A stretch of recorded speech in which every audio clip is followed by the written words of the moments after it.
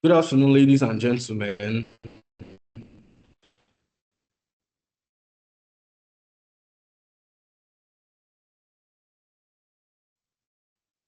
Good afternoon. Good Good afternoon, afternoon. sir. Good Good afternoon, afternoon, sir. sir. Is everyone Good hearing afternoon, sir. me? Sir. Good afternoon, sir.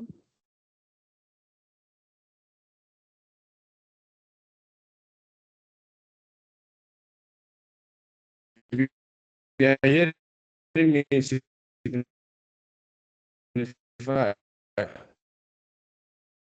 Okay.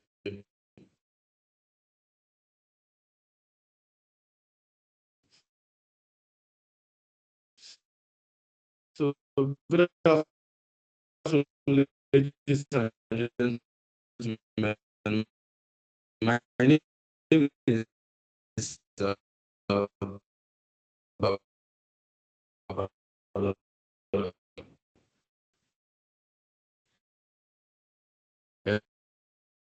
my name is good afternoon. My name is Babala Treasure. I'm your facilitator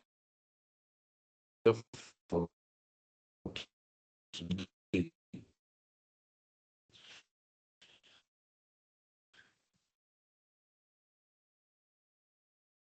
Good afternoon. How are you doing?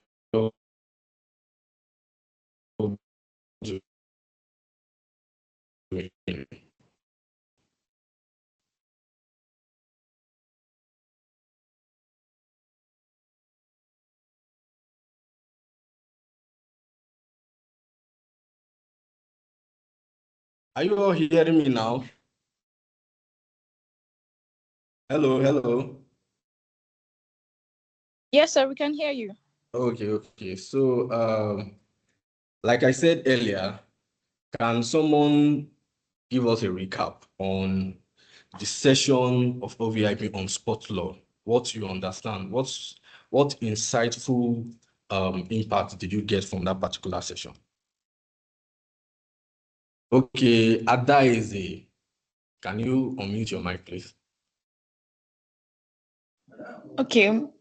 So one of my major takeaways because sports law, I didn't really see it as one of the practice of law that is so, so that had so much opportunities. But after that day, I got to understand that there are a lot of opportunities in sports law. And for you to be a good sports law practitioner, you also need a knowledge of other laws like contracts, because you also be signing contracts between, players and all these things.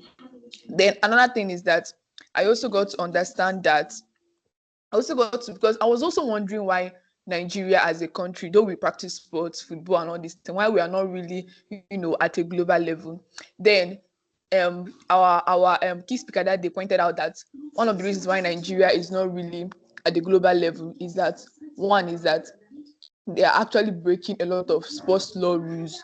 And he was saying that that's why he said that for any player to even sign up to register in one club he mentioned in England, which is like the main place where sports is actually, taking place, you have to like showcase yourself in at a national player in your country, and you must be, and the club you must have registered must have, be complying with rules. So that's why he said that Nigerians are already breaking a lot of rules, that they're not complying with the stipulated rules. And I think he said that the highest sports court is Court of Arbitration in Switzerland. Yes.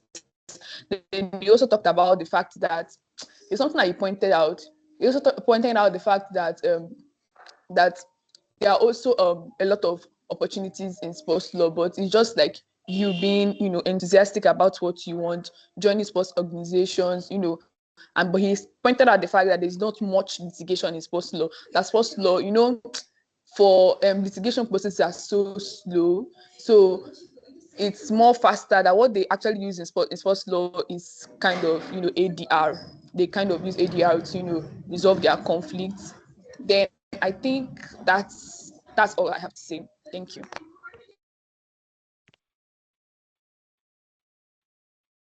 Okay, that was a beautiful one right there. So Miss Mr. Abdusalam Arafat. So can you speak on your understanding of sport law? All right. Good day. My name is Absalam Arafat, graduating student from Christian University. So about sport law, we're taught by both Barrister Israel and, if I can remember, Mr. Barrister Ayodeji, right? And the my learned colleague who spoke earlier, she has spoken most of it, but I'll just add to what she didn't cover. So basically, he just taught us more about sports and how we bring most of the cases regarding sports to, like, for example, you mentioned the NFFDRC, which is the Nigerian Federation, where disputes regarding sports are resolved. And he said disputes or decisions from the NFFDRC are appealed to the FIFA DRC, then from the FIFA DRC to the arbitrator and everything. So he also mentioned that regarding sports, we also have need to have the knowledge of various areas of law, like he mentioned contract law, intellectual property, and mostly ADR, because he said that disputes regarding sports are usually going through other alternative dispute of resolution, such as arbitration. And he also emphasized on the need to know international law, especially the international law of that country, the international law of that the football or any other, whether football or basketball, the regulatory laws concerning that particular scenario. So, and what I could able to pick up also from that was he emphasized on the principle, because I personally asked a question on the principle concerning Article 13 and Article 14 of the FIFA regulation of status and transfer of players. We stated that, or we state that upon where a person is signed under a contract, upon the where the contract was or where the contract was terminated, is still meant to be paid how much it would have been paid if that contract were not terminated. And I think the Mr. Ayodeji, he emphasized that such principle was laid on the principle of pacta sunt servanda, which emphasized that all agreements duly observed.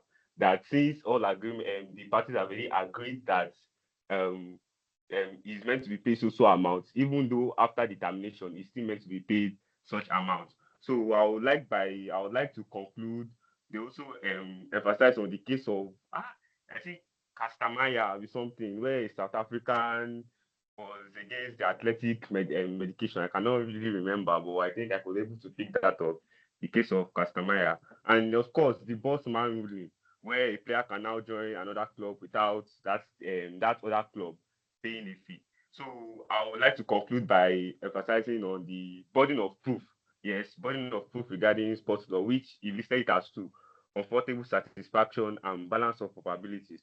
Upon comfortable satisfaction, we have cases of doping, corruption, and or why or regarding cases of balance of probabilities, we have, I think, employment, yes, employment, contractual matters, and all.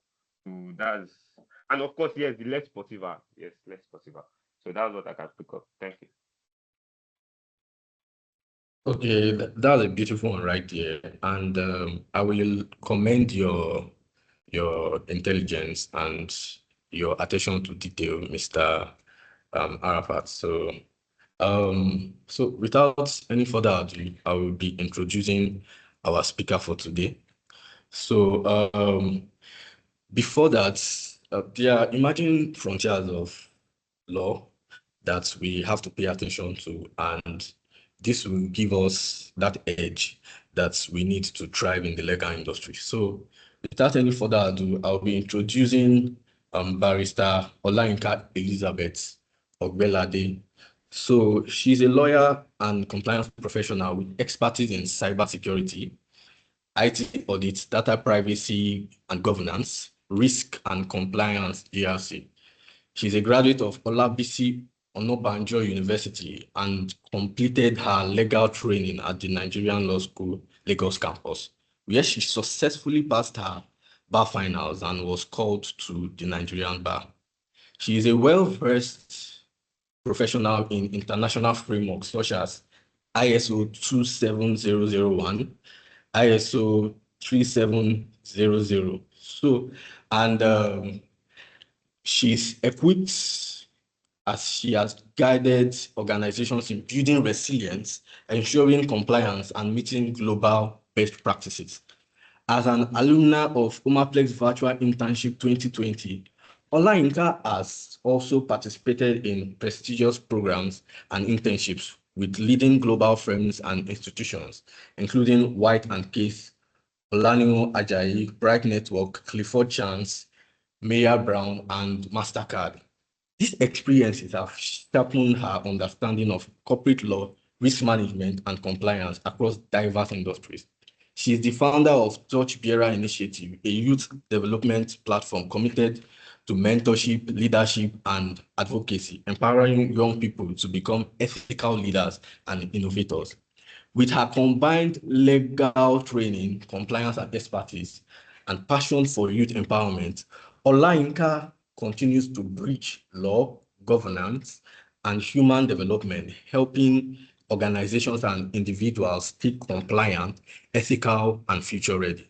So let's give a round of applause for Barrister Olayinka Elizabeth Belade. So, Barrister, the floor is yours. Good evening, everybody. Good evening, sir. How are we doing? Good evening, ma'am. I'm doing all Good right. evening, Miss. Please, are you going to display my slides? So give me a few minutes. I'll be doing that in a second. All right, thank you.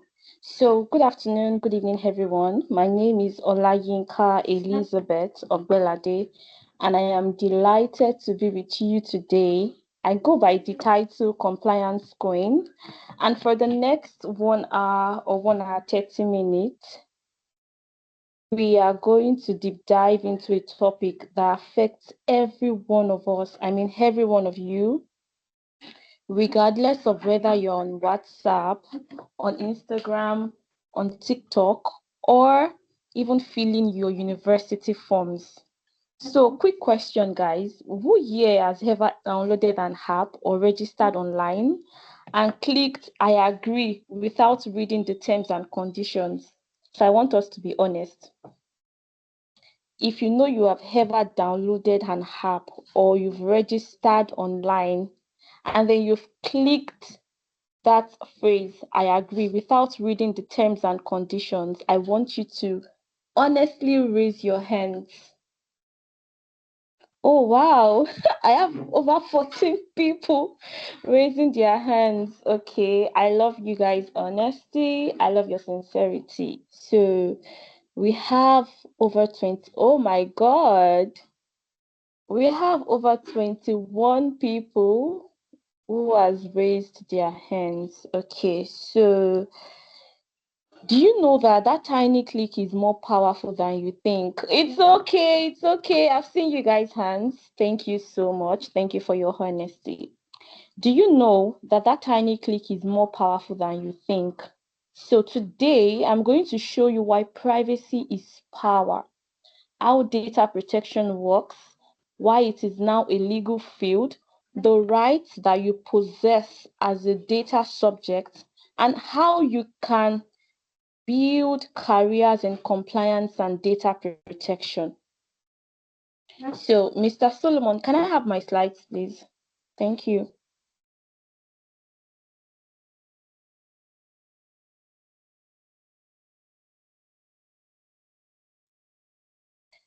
Okay, thank you so much. Okay, so thank you so much, sir. Before I proceed, I would like to thank the Learned Silk for this great and amazing opportunity. I would also like to thank the lawyers, the organizers and everybody, and even the interns. Thank you so much for the opportunity to speak and to speak with everyone today. So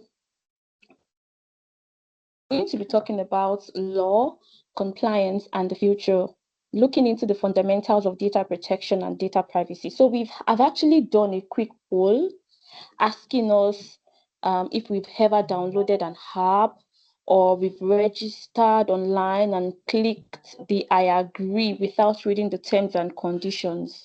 And I saw that a lot of people raised their hands. I mean, we had like about 26 people now. So I'm going to give us a very quick story, yeah? I'm going to tell us the story of Cambridge Analytical. I mean, it was after the events of this particular case that the world woke up to data risk. So in 2018, the Cambridge Analytical scandal revealed that millions of Facebook users' data were harvested without proper consent. And those information, those data were harvested and it was used to influence political campaigns, governments, businesses, and it was after the event that the public woke up. And immediately the public woke up, the law followed. So let's begin with what we mean when we say privacy and when we say data protection. So the slides, please.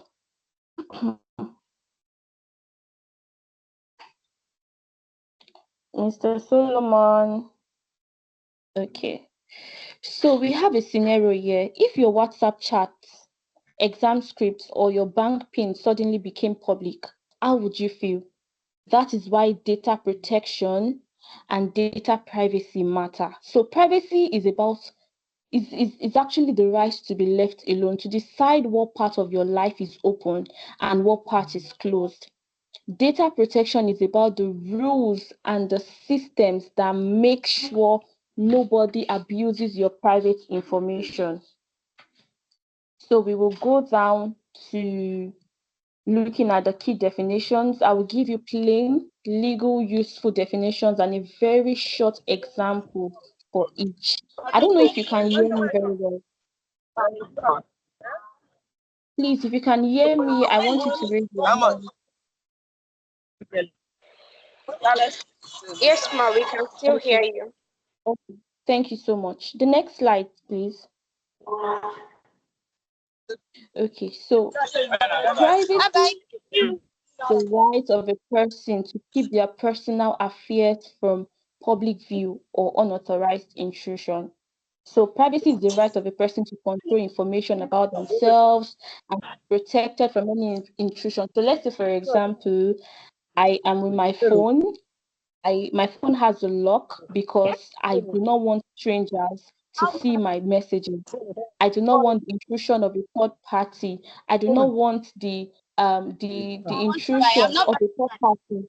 I am keeping my phone. I locked it to keep it from public view. So when you think about privacy, you think about that particular thing that is so dear to you that you do not want anybody to know or you do not want anybody to have access to. Now, data is any piece of information about a person. We have name, we have age, we have phone number, we have fingerprint, we have bank details, we have location, even your TikTok like it can actually be an example of the data. Oh my God, there's a lot of noise. I don't know Can you if you mute can your mic, mute them. please? Can you everybody mute their mic? Give you how much? 1.5. Go now. 1.5. Do you take transfer? 1.5.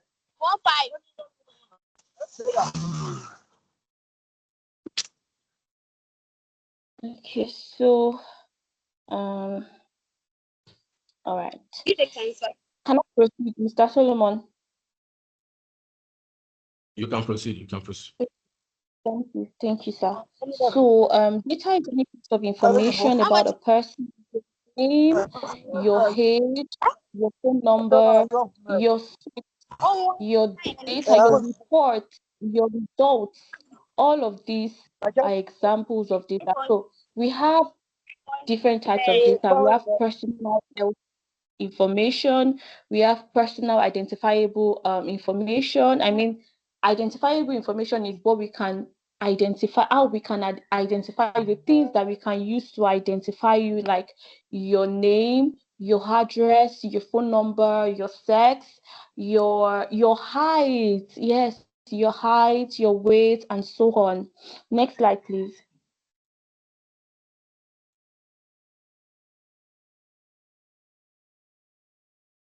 Next slide. So we have sensitive personal data. I mean, this kind of data, once it is leaked, it could cause harm. So we have medical history, we have political opinions, we have sexual orientation, we even have your biometrics. So when we talk about sensitive personal data, this one is very confidential. I mean, there's something we call high risk in third-party assessment, third-party risk assessment. You know, we get to place data on a scale, and then we get to measure, or we get to look into this data to see, okay, is this one high risk? Okay, does this one have a low risk? Oh, this particular data, okay, it has a medium risk. So the reason why we are looking into those things is to show is to actually deduce if, okay, once this particular information gets out, what happens? Will there be a reputational loss, or will the company be will the company be totally destroyed? Okay, this particular one that has a medium risk, what happens once it gets out? Will it affect the finances of the company? Okay, are we going to experience reputational loss? Okay, how high, how low, how medium will it be? Then the one that has a low risk is, okay, if this gets out, it's not really going to cause a lot of harm, maybe just a little, or we're just going to lose like a little amount of money. So let's move to data protection. So what do we call data protection? We define data protection as the legal and compliance mechanisms that regulate how data is collected, processed, stored, and shared. I talked about data privacy. Data privacy is so personal. I mean, it's just the way you handle your information, how you decide the measures that you personally put in place to ensure that, okay, this is a part of me that I want to be sacred. Okay, this is a part of me that nobody needs to know. So data protection is the legal framework. It's the law. This is where you come in.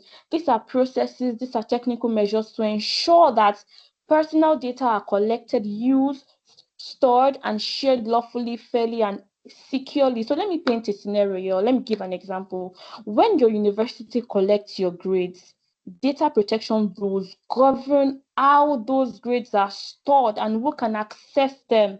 So there's even a ban on university. There's a particular the university as an organization is barred to an extent when it comes to accessing students' data. So let's move to compliance. So what is compliance? Compliance is ensuring organizations follow laws, regulations, and ethical standards. In data protection, compliance means obeying data protection laws. This is like the most interesting part. I really love compliance so much, because tell me why you run an organization that feeds on people's data and you don't treat people like partners. The moment you begin to the moment you decide that you want to run an organization that feeds solely on people's data, you must ensure that, okay, the people or these data subjects become partners, because data are like products, information are products, and once you get to that realization, you must begin to treat people like partners. You must ensure that, okay, everything is in order, everything has been set, measures have been created, strategies to ensure that the information of these people that you have in your company or in your organizations are kept and stored. So next slide, please. Next slide.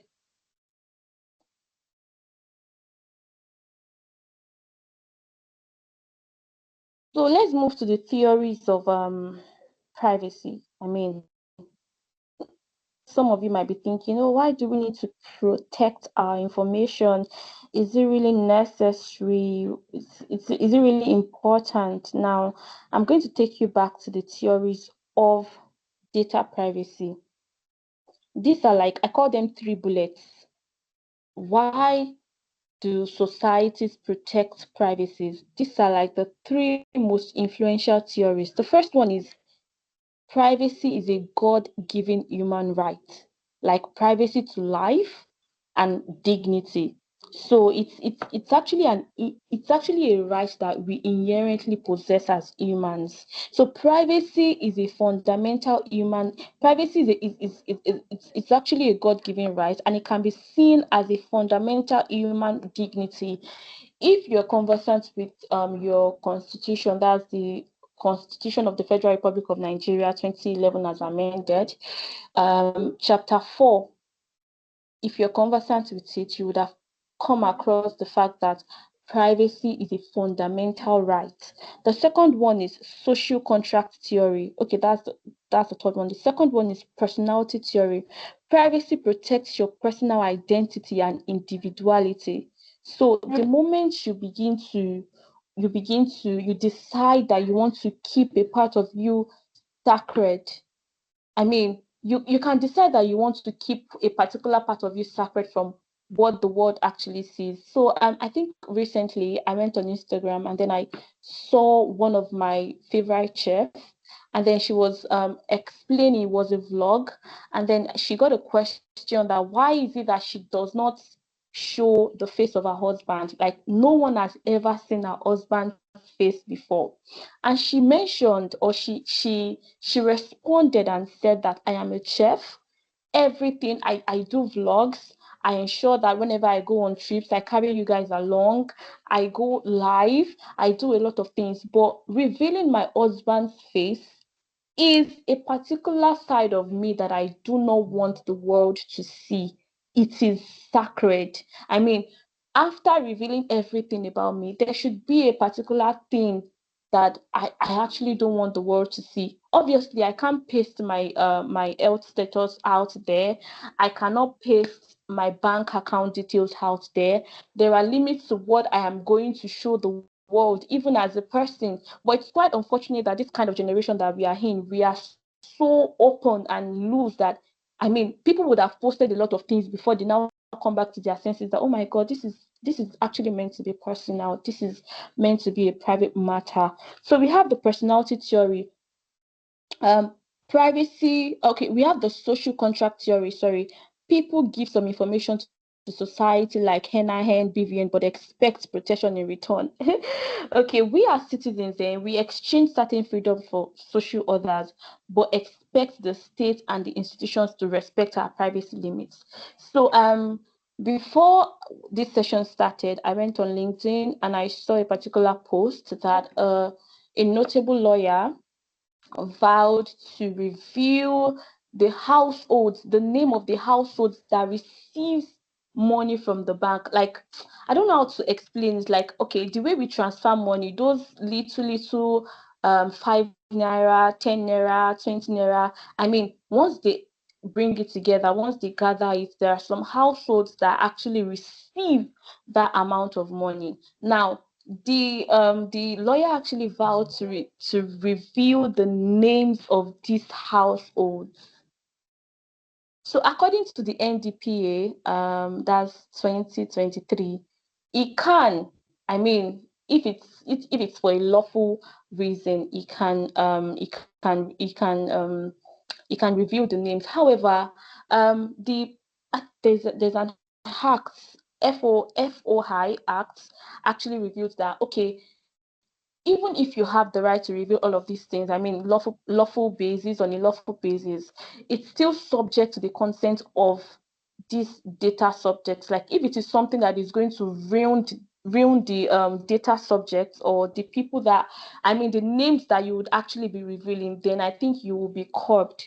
So social contract theory, I mean, we live in a in a country where, you know, once the government says, oh, you guys have to do this, you guys have to register, you need your name, you need your national identity number, you need to get your voter's card, all of those informations. Once we put them down, there is a level of expectation that we would get instantly that, okay, our information is actually safe with the country, and we expect them to respect our privacy limits. Just like the scenario I gave, that's the Cambridge Analytical. The organization actually sold the data, the information of people, sold the information of people without proper consent, and this was used to influence political campaigns like elections and so many more. Next slide, please.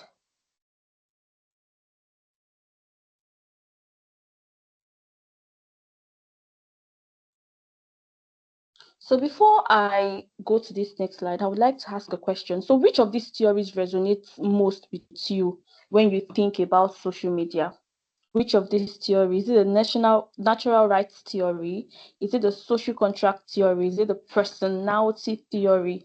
Which of these theories resonates with you when you think about social media?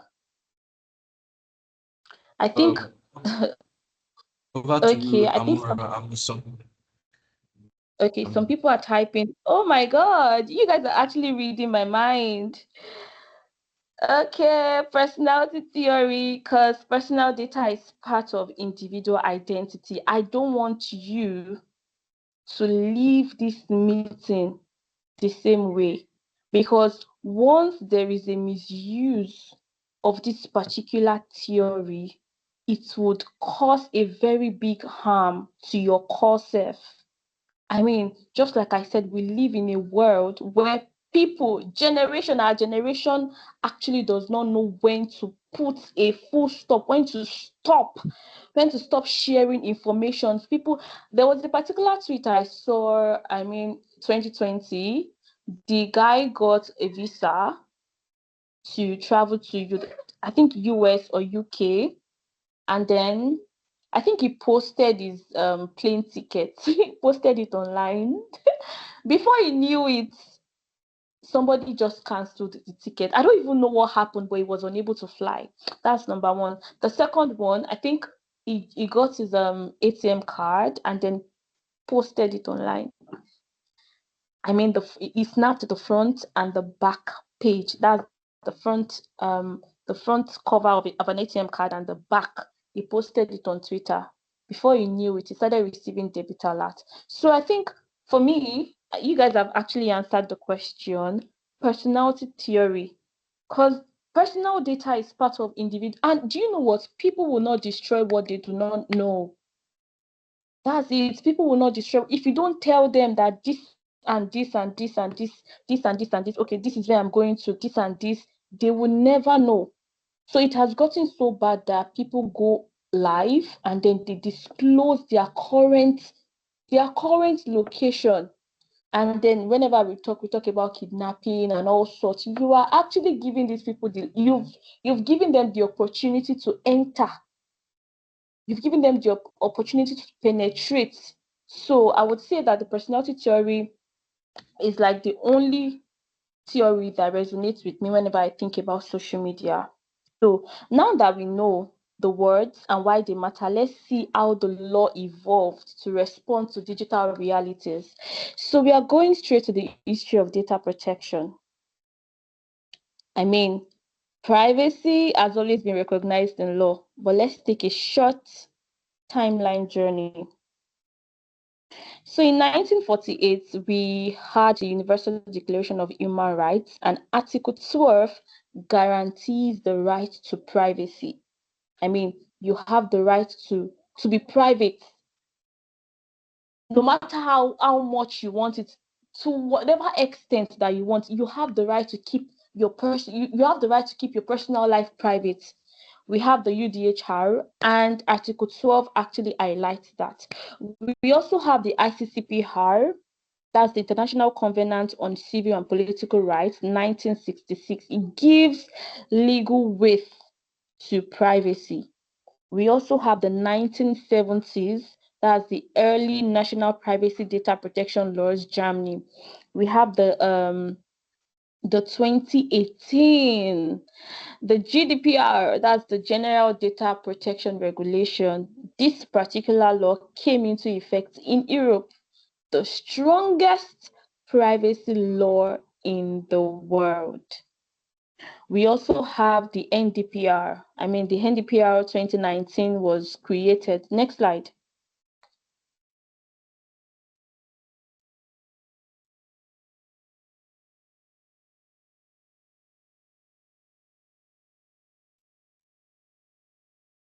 Next slide. Okay, so we have the NDPA. We have the NDPR. The NDPR was initially established. That's the National Data Protection Regulation. The law evolved over time into the NDPA Act 2023, which sets out the statutory requirements and enforcement mechanisms locally. So I would say that NDPA is just like GDPR light, because GDPR has everything. GDPR is like the most solid foundational law when it comes to data privacy and data protection. NDPA, on the other hand, is just like the light. When we say Facebook and Facebook light. So GDPR is the pro, then NDPA is below GDPR. So we also have, okay, that's the last one, that's the NDPA. So let's move to the next slide, please. So we have some core principles of data protection. I do not really like calling them core principles. I call these principles, I call these points, I call them the commandments. Because most modern regimes, GDPR, NDPA, and many national laws rely on a similar set of principles. So I call these seven principles the commandments of data protection. And trust me, I will read each and give you a short, friendly example. So let's start with the first one: lawfulness, fairness, and transparency. Any organization that wants your information must be able to tell you exactly why they are collecting your data. Why do you need my information? What do you need it for? Where are you taking it to? To what end? What exactly do you need it for? Processing must have a lawful basis. It must be fair. It must be transparent to the data subject. So who is the data subject? You are the data subject, because you are the one giving out your information. So even as a DPO, as a data protection officer, if you're working for an organization or you're advising anyone, okay, somebody has asked you to drop your information, you should be able to ask them, what exactly do you need my data, my details? What exactly do you need them for? So we have an example here. Your university should be able to disclose the purpose of collecting your phone number.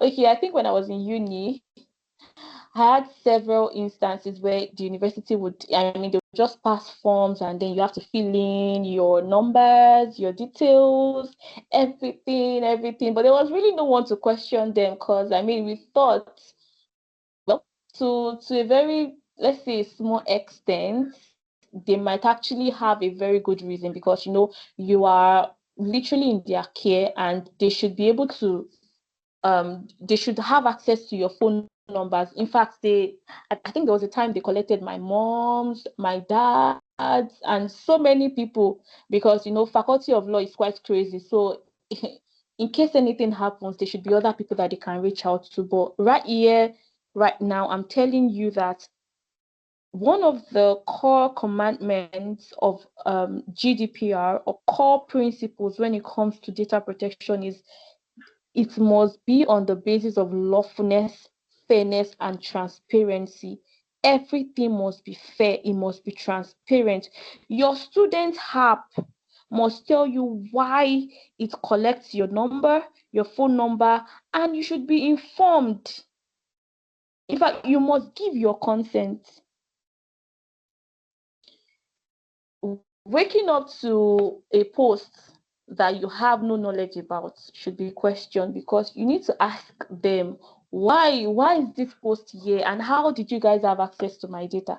So whenever you want to sign up, or whenever anybody just reaches out to you, oh, I need something, I want to do this, you should be able to ask them. The second one is purpose limitation. So I love this one so much. Data collected for one purpose cannot be used for another. So let's check the example. Student ID card collected for exams cannot be sold to marketers.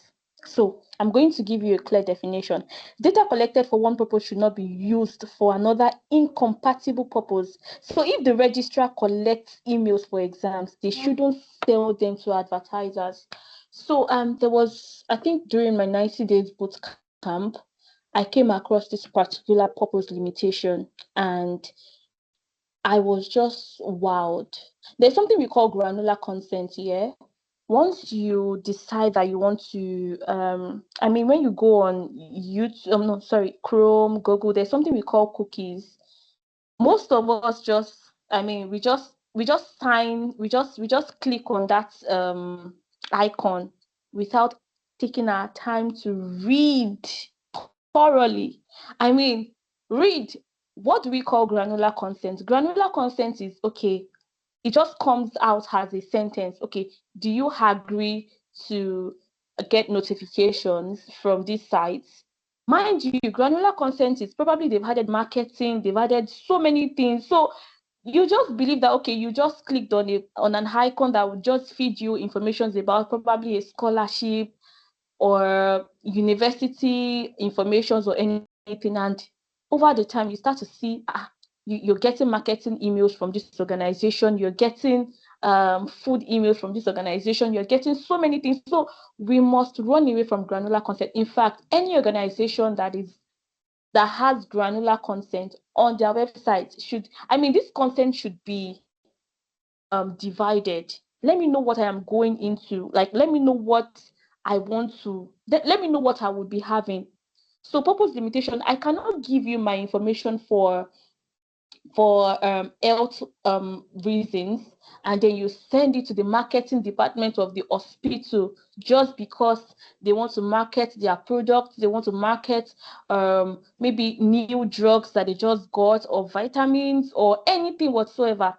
So if I'm giving you my information for you to process an admission for me, I should not find the same or the exact information somewhere else. I don't even care if it is still within the section or within the organization, in as much as I signed up for the marketing department to send me emails once they produce, or once they get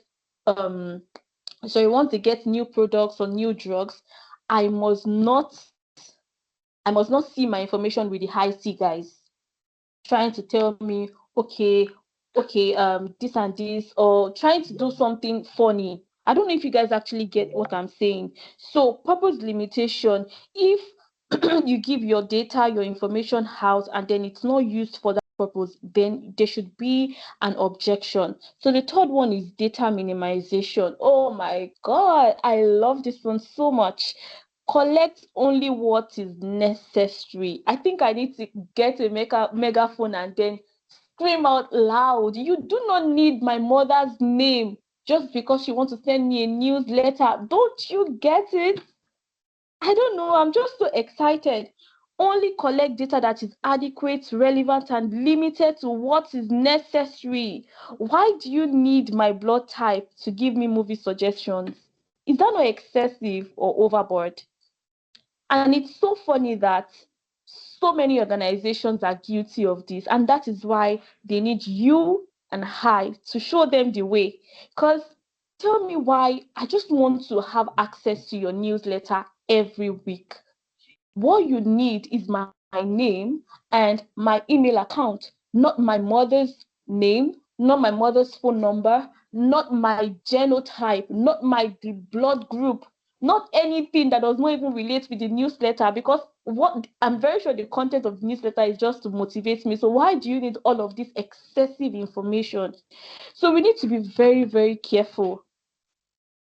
We need to be very, very careful. And this also applies to even organizations. you want to give me a job and then you are giving me a document that has a lot of questions, like needs me to feed you with so much information that does not even correlate with the nature of the job that I am doing. So we have to be very, very, very, very careful, and we have to be active. The next slide, please. A music app does not need your grandmother's maiden name, actually. So you guys have to sit up and you have to be very, very careful. The next commandment, please. The next slide.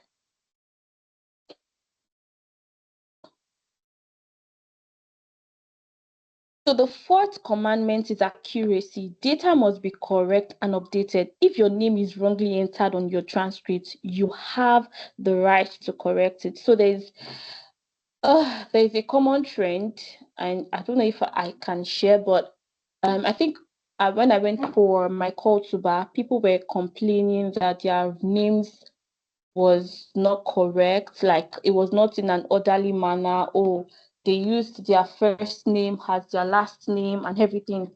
One of the commandments of protection, data protection, is accuracy. Once you give out your data to an organization and then you see that it's not accurate, you have the right to let them know that, okay, this is not accurate and this can be changed, or this should be changed. If your exam grade is wrong on the university portal, you have a right to correction. I don't know if anyone has ever experienced this, but I mean, Nigerian university, once you have the wrong grade, it takes the grace of God to get it rectified, because I mean, lackadaisical attitude and so many more. So let's move to the next one, storage limitation. Data cannot be kept forever without reasons. So we have an example here. WAEC records cannot be stored indefinitely for marketing purposes. So during my 90 days bootcamp, I also learned about storage limitation. An organization should have the number of years they would like to keep people's information for. I mean, if I walk into a law firm and then I speak with the managing partner that, okay, this and this and this and this, you have all my details. Once the case has been resolved, once it is over, once the case is closed, you have no right, except if I am your direct client, you have no right to keep my information for so long. Okay, so in the audit world, we have this framework, PCI DSS. So this is the framework that regulates payment card industry. Whatever you are using, once you're using your card as a form of payment, this particular framework recognizes or regulates your activities. So if I go to a store and I use my card to pay, obviously my information has already been stored on that system. So there's really no need for you to keep my information for that long, because once there is a breach, or once there is a threat, or once any hacker hacks into the system, the first thing the hacker is going to get is the details of all the information, the users, people that have had access to that system. So except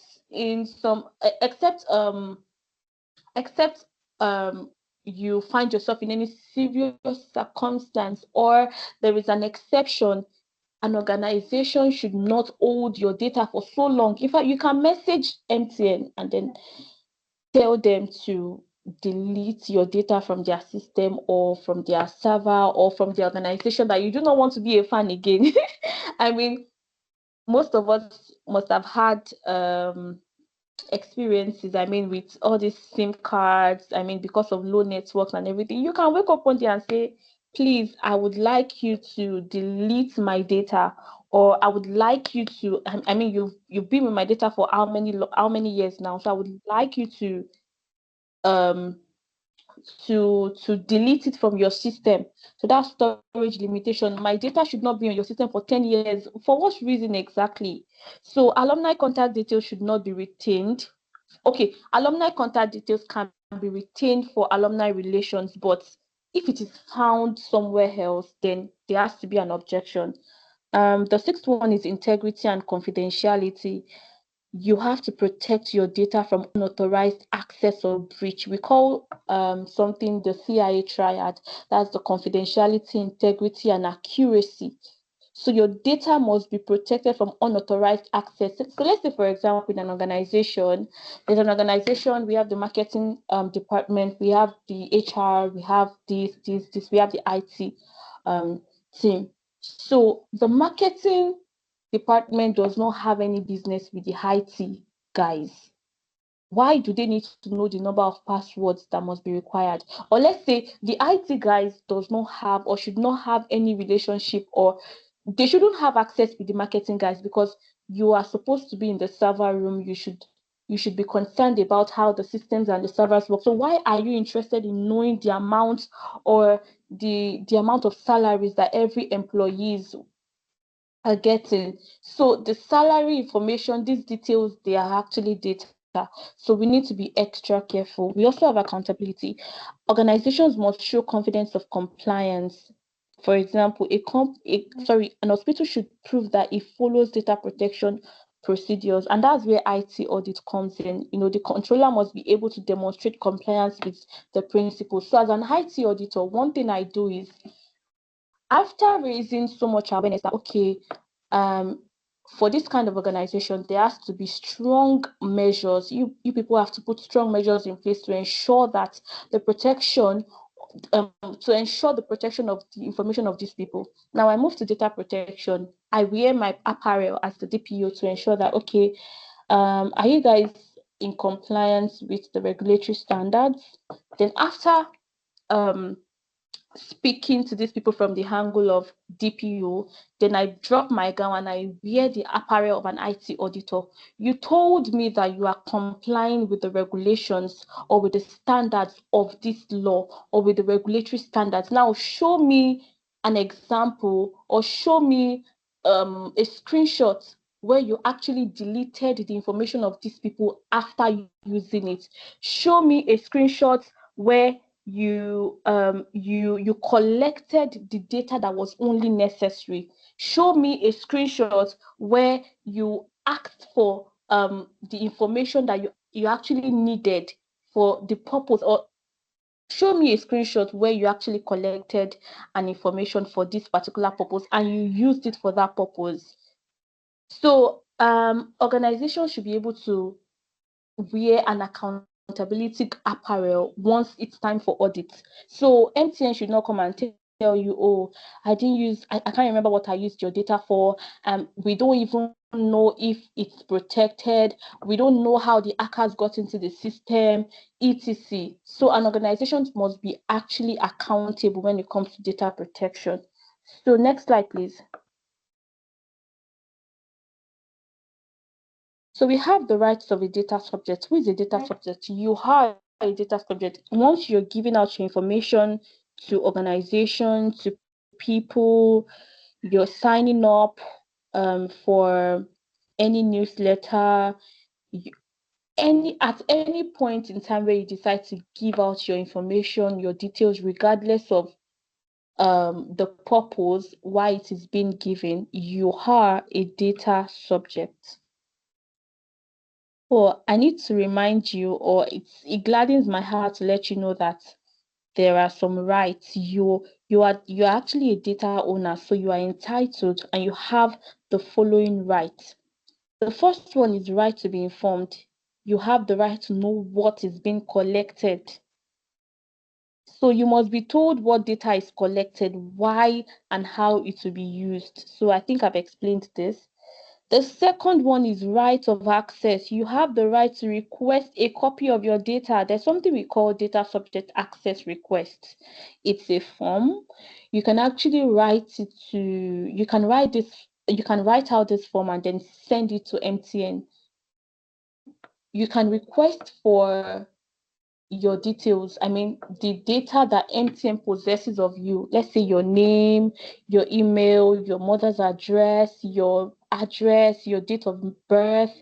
This is what we call the data subject access request. That is, I just want to know the amount of details that you have of me in your organization. So it's that simple.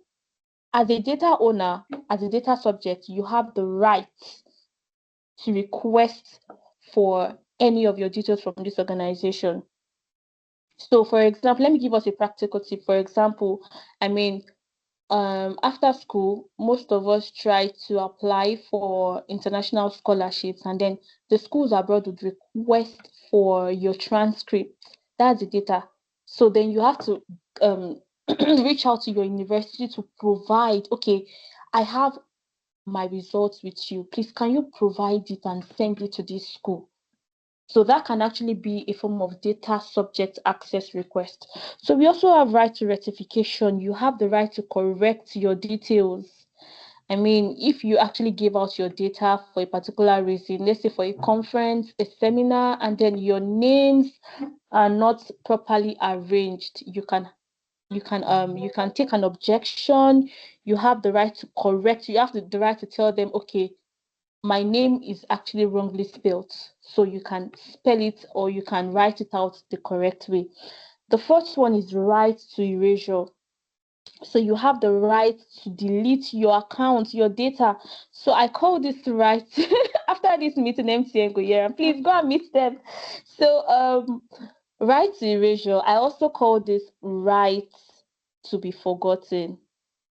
So you can ask for deletion in certain circumstances. So we've experienced, this generation has experienced a lot of we've seen celebrities coming out that, oh, someone leaked their photos, their pictures, or someone posted their pictures online, someone posted some compromising pictures online. They also have the right to ask for deletion. I think there was a time a particular musician, she's a female musician, she reached out to Facebook and maybe Google, I can't remember, to take down some of her videos. Now, that is a right that we all possess. If MTN, I don't know what MTN did for me, but MTN is actually very good. But MTN is the only SIM card that I can find in my head right now, like the only example. So MTN is very good, and that's what I'm currently using. So you can reach out to any. Okay, let's use banks for example. Access Bank, please. I need you to delete my information from your bank. I do not want to bank with you people again. So that's a right that we possess. Erase my details from your system. You can ask them for deletion. You can do anything. So yes, the next slide, please. The next slide. So the fifth one is right to restrict processing.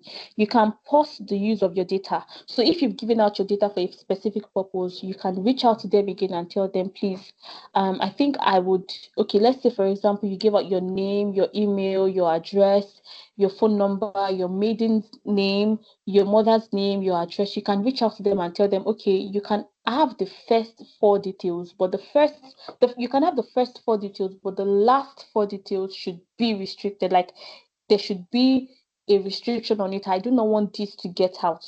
So you actually have the right to decide the part of you that you want to be seen out there, even when you are actually even when you are being controlled, or even when you have your details with some organizations, even when you are working for firms, you're working for companies, you have the right to tell them, okay, you can let this out and you can leave this with you guys. Like, I do not want this particular information of me to get out. The fifth one or the sixth one is right to data portability. You can decide to move data between service. Right to object. You can stop certain uses like marketing. So I already spoke about granular consent. Granular consent is when any company that has granular consent on their website, they're actually wise because they've lumped everything together. So you will be getting, as you're getting marketing mails, you'll be getting IT mails. As you're getting the IT mails, you'll be getting every information that has to do with the company, or every information that the company is pushing out, because they've lumped everything together. So you don't even, like, the moment you decide that, oh, you want to sign up for this, they've lumped everything together. So you are unable to you're unable to decide on which particular one that you want. So let's say, for example, we have marketing. The way it's meant to be, according to the law, is that there should be, okay, this particular icon is for marketing. I just want to receive marketing emails, and that's all. This one is for IT. I just want to receive IT emails, that's all. Or this one is for promotions. I just want to receive promotion mails, and that's all. This one is health wise. Okay, I just want to receive notifications from my doctors, that's all. You have the right to choose whichever icon. You have the right to choose whichever thing that you want. But once it's lumped together, you're unable to see the content of that terms and condition, or of the particular thing you are signing, or the policy you are signing. So they just lump everything together, and the law actually frowns at granular consent. So the eighth one is right against automated decision making. Yes, right against automated decision making, not to be judged solely by algorithms.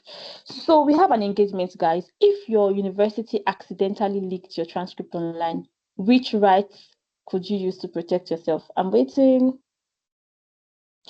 If your university accidentally leaked your transcript online, which of these rights can you use to protect yourself?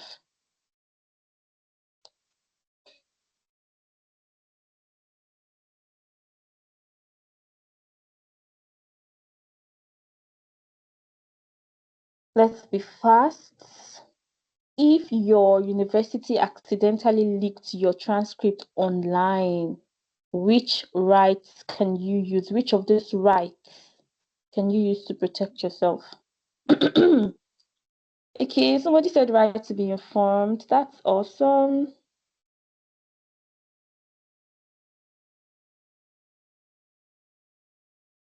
Right to be informed.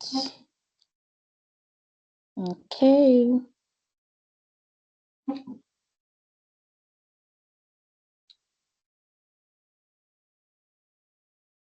Right to restrict processing. Are you sure? Are you sure?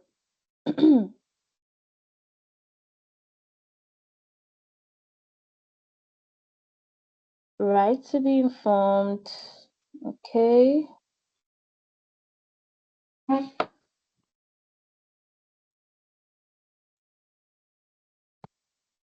Right to be forgotten.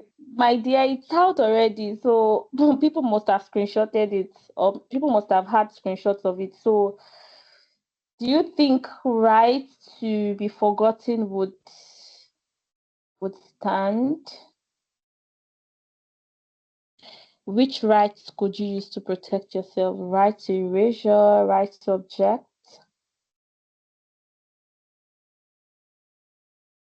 Okay, so without wasting much of our time, I think a lot of people said right to be informed. Actually, it's right to be informed because you should have told me that you want to send my transcripts online, and for what reason exactly? Why?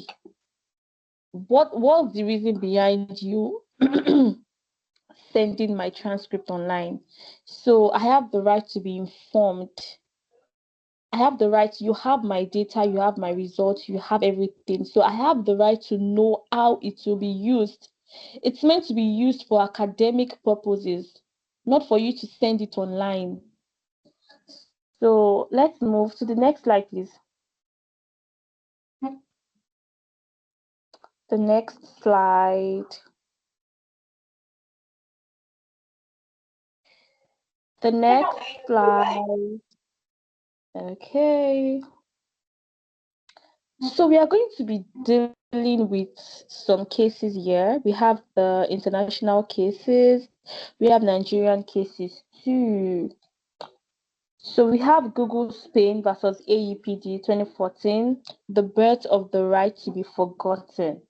So it was this case that gave birth to the right to be forgotten. The right, once my information goes out there and it's to my detriment, I mean, it has brought about reputational loss, I have the right to reach out to the organization, or to the organization, to bring it down and to erase it totally from the internet. The second one is the TikTok 2023. So I love this particular case so much. TikTok was fined 345 million euros for mishandling children's data. So this particular case, if I can still remember, it's on child privacy issue, and I'm going to okay, somebody is typing something. Ma, how do you remove information online from that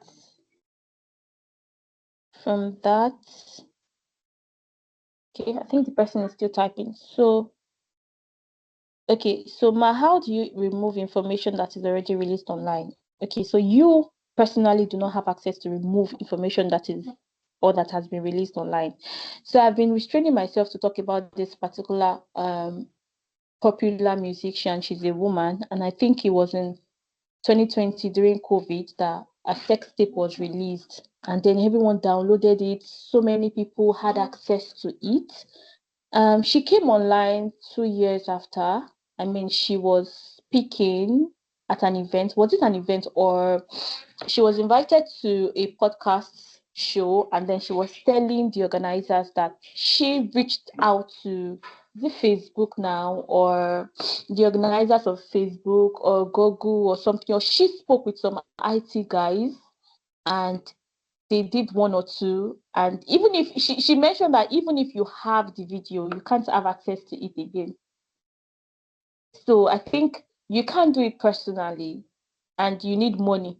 So why go through a lot of stress when you can actually keep your things private, when you can actually keep a part of you totally away from the net, totally away from the internet? So you can ask the organization to release it or take it down, and if they don't, they can be sued. So yes, I was going to talk about the TikTok issue. It's a child privacy issue, and I'm going to give you a short summary. So some platforms actually were found to were found to default children's account to settings that exposed children's content publicly and did not obtain valid consent or robust safeguards for underage users. So enforcement actions and fines followed for lack of appropriate child protections, lack of transparency, and inadequate lawful basis of processes. So what happened was TikTok, I think it was a lot of platforms, but TikTok specifically, they were actually found to they were actually found to default children's account to settings that expose children's content publicly. So I think they pushed out children's content, but did not obtain parental consent from their they didn't obtain consent from their parents. I think when I got my iPhone and I was trying to set it up, I didn't even know what I was pressing, and then I got to a particular point where they asked me if I was under 18 or if I was a child, and I clicked yes. So the phone literally stopped working. I wanted my parents to give their consent, wanted me to link my phone to my parents' phone to ensure that, okay, whatever things that I'm going to be seeing, the things I'm going to be doing would be thoroughly watched. So TikTok was charged with a fine of 345 million euros for mishandling children's data. I mean, you let out these children's data without getting correct and accurate consent from their parents. So the third one is Meta, Facebook. This one happened in 2023. Facebook was fined with Facebook was fined 1.2 billion euros for illegal transfers. Okay, I think the firm recently released an article on this particular case, and I read it. So in GRC, there's something we call cross-border transfers. So if you are going to be transferring people's data, you're transferring it, let's say Nigeria, Europe, you're transferring the data, the information of Nigerians to Europe without signing a particular contract that we call the cross-border transfers, then you're going to be liable as a company or as an organization. So a short summary about the case is that several companies faced enforcement for transferring EU personal data to third countries like US. So without adequate safeguards, so it infringed data protection obligations around cross-border transfers. So mechanisms like adequacy decisions, standard contractual clauses, and binding corporate rules are key to lawful transfers. So let's say, for example, I think EU, that's the European Union, I think the union is very, very stringent and strict when it comes to data.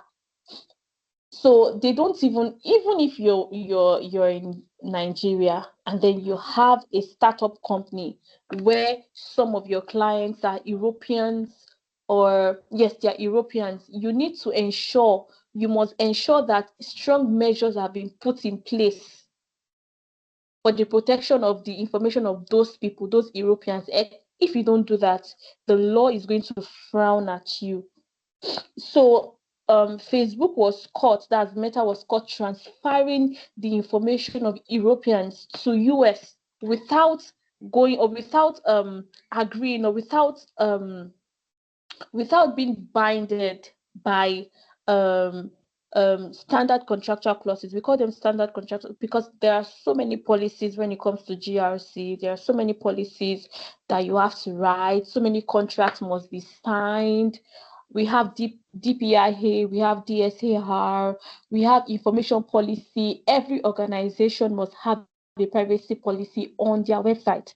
So once it comes to the stage, or once it gets to the stage where you have, or you're going to be transferring people's data, Nigerians' data will go outside of the country, and you don't do the needful in the aspect of contract, the law would actually frown at you.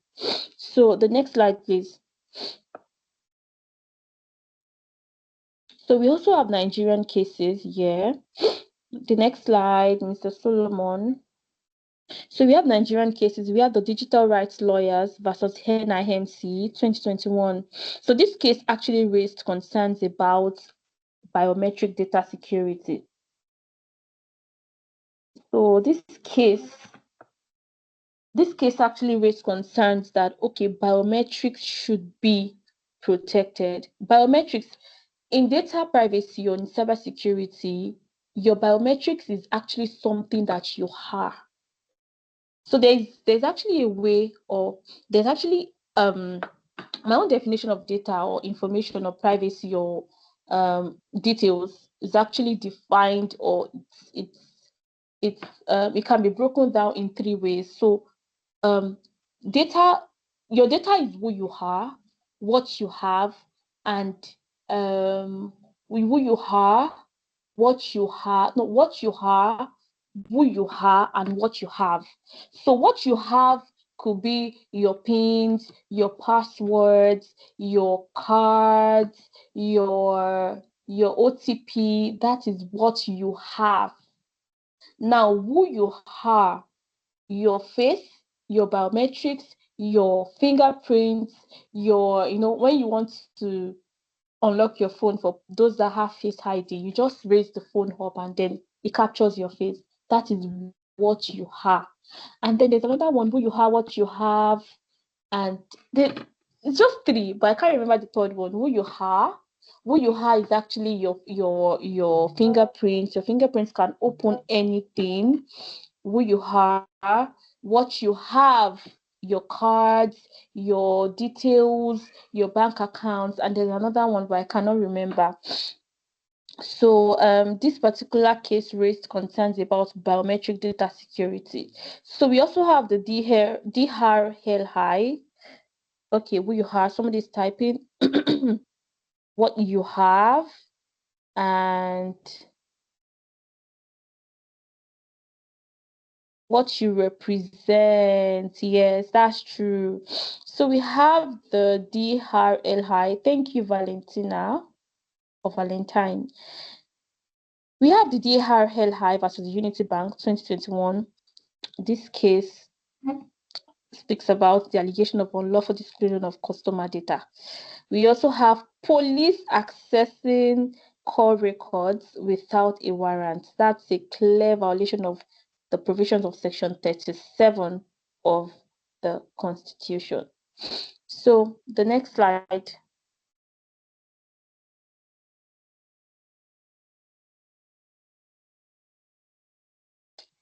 So let's talk about GDPR and NDPA. We've talked about it before, but it's very crucial for us to know what it entails. So GDPR, founded May 2018, it's an European law. It regulates the processing, the information of Europeans. Yeah, and it's the world's strongest data protection. I love GDPR so much. So we have the NDPA, that's 2023 Nigeria, Nigeria's first full data protection act. So just like I always say, NDPA is the light of GDPR. GDPR is the strongest, so they have a lot of things in common. They have the 7 commandments that we talked about is still the same when you open your NDPA. The next slide, please.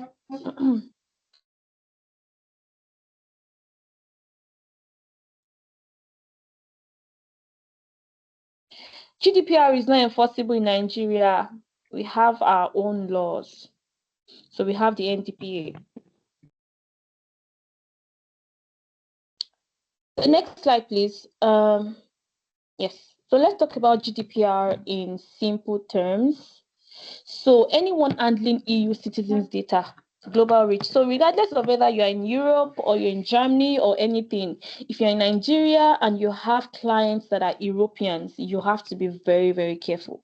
So still the same principles: transparency, lawful basis, purpose, minimization, security, accountability, and notification. There's something we call notification. That's the amount of hours that you have as an organization to report a breach. Is 72 hours. If you are operating, whether you are in Europe, you're in Germany, or you are in Nigeria, as long as you have Europeans that are your clients, you have 72 hours. This particular notification can be found in GDPR. We also have it in NIC 800. That's for IT auditors. Some of the rights that we also have in GDPR is access, erasure, portability, objects, no profiling, penalties up to 20 million euros or 4% of global turnover.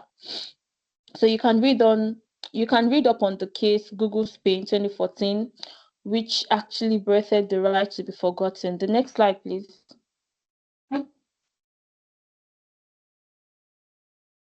next slide. So NDPA, just for the person that asks if GDPR is applicable in Nigeria. No, we have NDPR, but over the years, it evolved into NDPA. So NDPA, in simple terms, any data processed in Nigeria or about Nigerians. So if you are in Europe and then you have Nigerians as your clients, you have to be very, very careful, because this law is going to frown at any anomaly. So any data processed in Nigeria or about Nigerians' rights, it's actually similar to GDPR: access, correction, deletion, portability.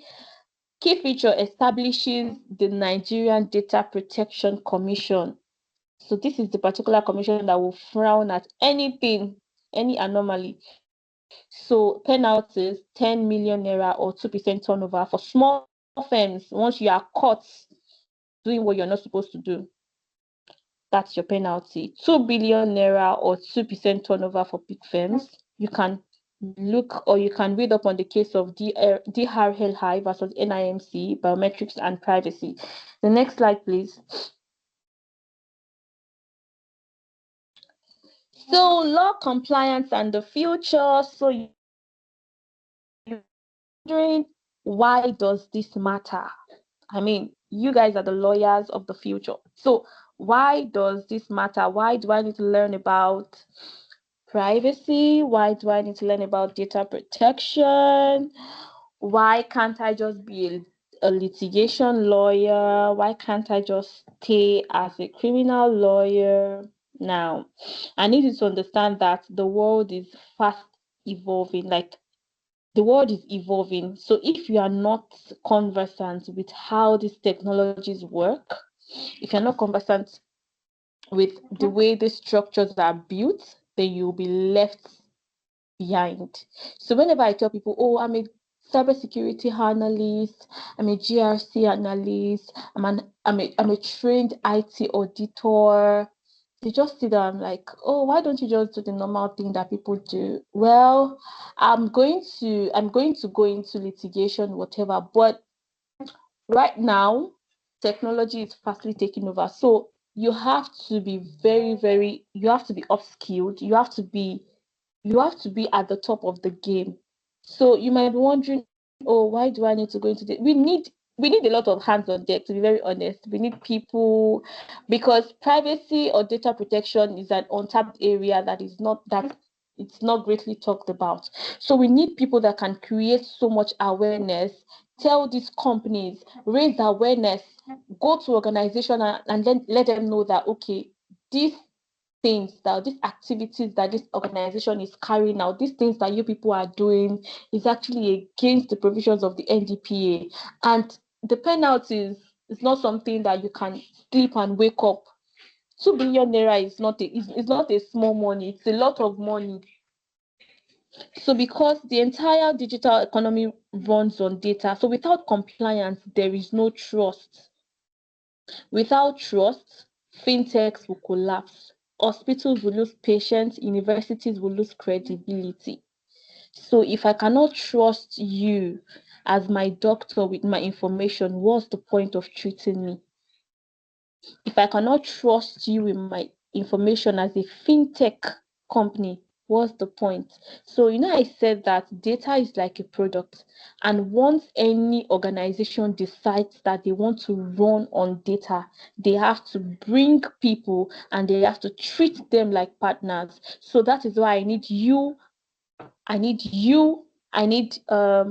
let me see your names. I need so many people. I need Valentine, I need Esther, I need so many of you to come on deck. I need Uzochukwu. We need to bring awareness. We need to raise awareness. We need to let these people know that data is life. Data is very important. Data is a product. And you and I also need to let these people, we need to shield these people from stepping into the legal landmines, because the penalty is a lot of money. The next slide. And to be very honest, organization needs you and I. I mean, you can be anything. You can be anything, actually. You can be a DPO, you can be a compliance officer, and it's a lot of money. So compliance, law, requirements, rules, standards, policies, transparency, regulations, and governance. Everything lumped into one, we call it GRC. So the law has its own requirements, the company has its own requirements, rules, the standards that must be in place, the governance is just like when we talk about hierarchy, governance should be at the top, because governance has to be policies, how the government or how the organization is being run. And then we have regulations, transparency, and the policies are like constitutions, they're like bibles. Just like if you have policies, let's say, for example, a fintech company should have like a lot of policy, information policy, privacy policy, access control policy. We have so many policies. We have so many of them. So we need you to come on deck to raise so much awareness and to bring or take all of this to people and to organizations. The next slide, please. Next slide. So you might be wondering, what can I do? I want to go into data protection, privacy. I want to be a cybersecurity enthusiast. I want to be this, but I do not know where to start from. You can be a DPO actually. So what do you do as a DPO? You can ensure a DPO ensures compliance, records, DPIAs, that's the data processing information. What's the act? Yes, act. And audits. So whenever I hear, or whenever people hear, oh, I'm into audits, I'm an IT auditor, they sit down and be like, oh, are you into accounting? No. Just like I said, it's a chain. As a cybersecurity analyst, I raise awareness, tell people about so many threats that they don't know about, reach out to organizations and let them know that there are so many threats that you don't even know about, and these threats are dangerous. So, for example, everyone is just conversant with phishing, smishing, trojans, virus, malware. We have DDoS, we have man in the middle attack, we have social engineering, we have IP spoofing, we have sniffing, we have so many of them. I mean, let me now chip this in. You're in universities, you guys are in your uni, your private, your unis or whatever. If you have ever gone to your high city building before to connect to the Wi-Fi, raise your hands, please. I want to see you. If you have ever gone to your high city building, you've ever been to school, not because you want to receive lectures, but because you want to connect to the Wi-Fi, raise your hands. Or you just go to a bank, or let's say Access Bank, and then you just see that, oh, the Wi-Fi is on, I want to quickly connect. You have to stop. Oh, you are actually, I mean, that activity makes you vulnerable. It makes you vulnerable. Yes, Faculty of Law. Thank you so much, Deborah. You people have to stop, because you are the next DPO. You're going to be the next DPOs. You're going to be the next compliance officers. You're going to raise so much awareness. So you have to stop. I mean, it could pave way to so many viruses, malwares, and people can have access to your system. People can have access to your information. People can have access to your phones and your important details. So you can be a DPO. As a DPO, you have to ensure compliance. You have to ensure records are kept. You have to ensure that audits are performed. Yes, I caught you people, all of you that used to go to the ICT, not because of lecture. Somebody is typing, oh, damn, I'm finished. My dear, stop it. So we have data protection officer. Okay, I've talked about that. Compliance officer, you can be a compliance officer in banks, hospitals, fintechs, startups, tech and cybersecurity lawyer. You can be a tech and cybersecurity lawyer, and that is what I'm currently doing, and I love it so much. I mean, I'm also, I just wear different caps. I can wear the cap of a DPO, a compliance officer, GRC analyst. But before you can be a GRC analyst, you need to learn how to talk. Yes, because you're literally overseeing all the departments. So you can be an in-house counsel managing privacy and data risk. So you can also be a policy maker, a regulator. You can work with the commission. You can work with I think Enyolua was recently signed as an ambassador for the EU Commission data protection. So you can work with the NPDC, you can work anywhere, even GDPR. In fact, you can even work anywhere as a data protection officer, because most organizations are actually feeding on people's data to work. So the lawyer of the future is not just an advocate in court, but a guardian of digital rights. So if you have ever dreamt that, oh, I want to be a litigation lawyer, being a litigation lawyer is not a problem, it's not a bad thing, but you need to start thinking outside of the box. We need you.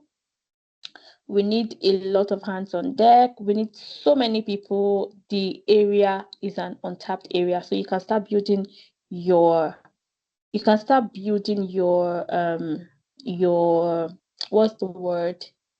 You can start building your career right from the university. So next slide, please.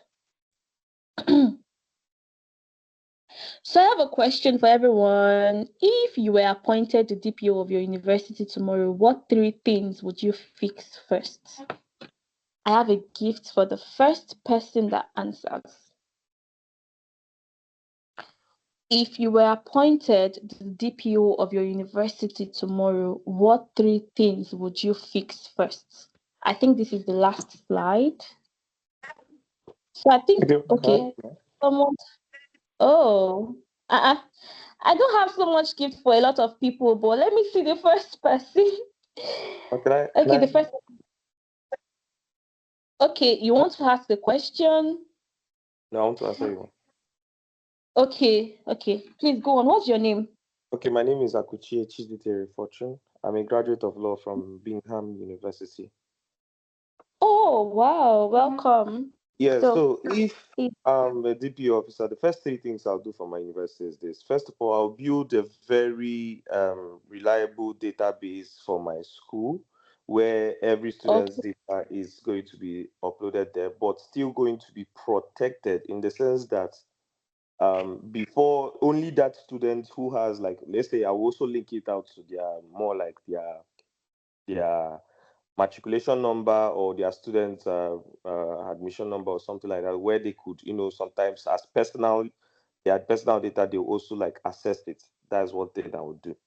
They will access it personally for themselves. And then that kind of data protection law is also going to, I'll create also a way where they will also be aware that this kind of thing is happening and their data is protected, and nothing leaks out from the university. Then secondly, I would create a compliance rule, more or less a student, staff, and university management compliance rule. In fact, as a matter of fact, it is effective in my school in the sense that the Copyright Commission came to my school and also gave these guidelines as more like an advice to the school, and they adopted it. So creates more like a data protection compliance regulation rule for staff, students, and the management, in the sense that students work, for example, where they also have certain things such as their names, their matric numbers, because of some of these tests are uploaded online, right? So you kind of want them to be protected and still maintain copyright settings there, as well as data protection, because it is seen that whenever you now want to access such information, you must seek consent from the student or the staff who uploaded such material. That's another one. Then thirdly, finally, the last thing I'll do is that in a way where students can check their results, more or less. I want to do it more like a school setting now, in a student where they can check their results. Their results cannot just assess your results based on anyhow procedure, more like clicking the link and entering your matric number. It must be passworded, and not just more like a personal password for the individual student. And then upon their assessing that, there is a simple caution page that they're telling them and informing them that their information of their result is personal and private to them. Yes. Alone. And then after that, they are also want not to share that information, because some people make this error that when they get their result now, it's now leaked out from their own error. Do you understand? So there also be a disclaimer, more like a clause, right, telling them that what we are protecting your results, right? But upon your downloading of your results, any other thing that you do outside that is also now going to be at your own risk. Yes. So these are the 3 things. These are the 3 things I would do if I'm to be a DPO. So I'll definitely employ my school and give them these advisory regulations for them to take up. And then thank you very much. Thank you so much. Thank you so much. Thank you so much. Very, very good answer. So, who wants to go again? We should have just 2 people talking. I mean, the last person. Who is interested? Okay, somebody wrote, I would conduct seminars to help enlighten them, to help them understand data compliance and the rights that they have. That's one. The second one, I would conduct seminars to help enlighten them. It's still almost the same. Okay, is this just one answer?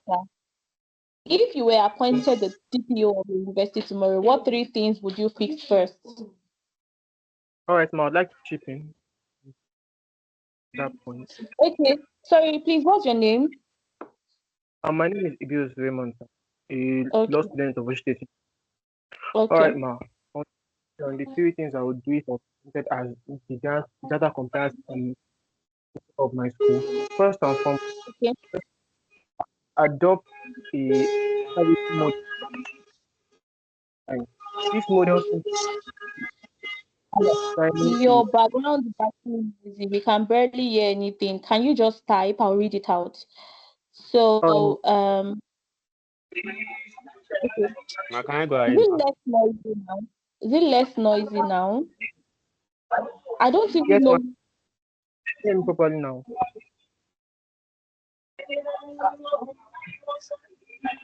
Can you hear me?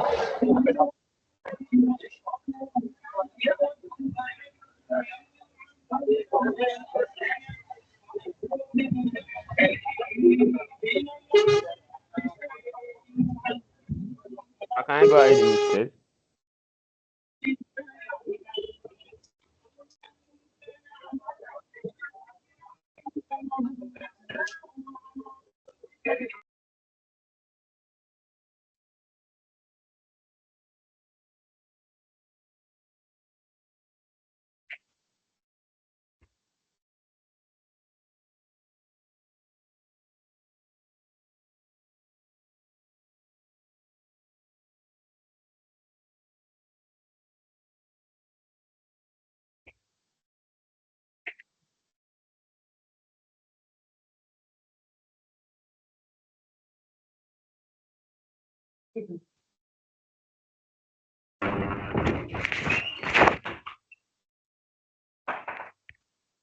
Hello, everyone. There has been a technical error, so we'll get back to you.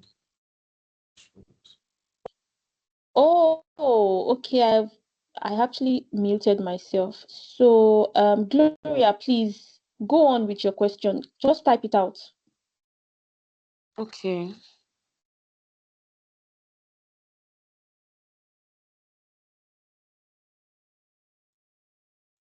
Everyone should type their questions so that I can read and then respond.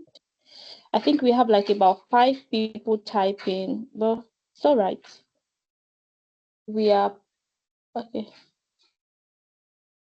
He said, okay, I forgot to add that if you would like to build a career in data privacy and data protection, you have to enroll for courses, take a lot of courses, enroll. There's so much to learn, but trust me, once you start to learn, you would just love it because the area is so interesting, it's so sweet.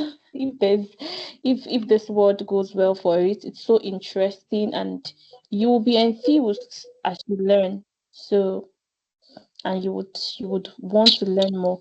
So in what ways do the laws regulating data privacy and protection in Nigeria address the use of personal data by artificial intelligence? I mean,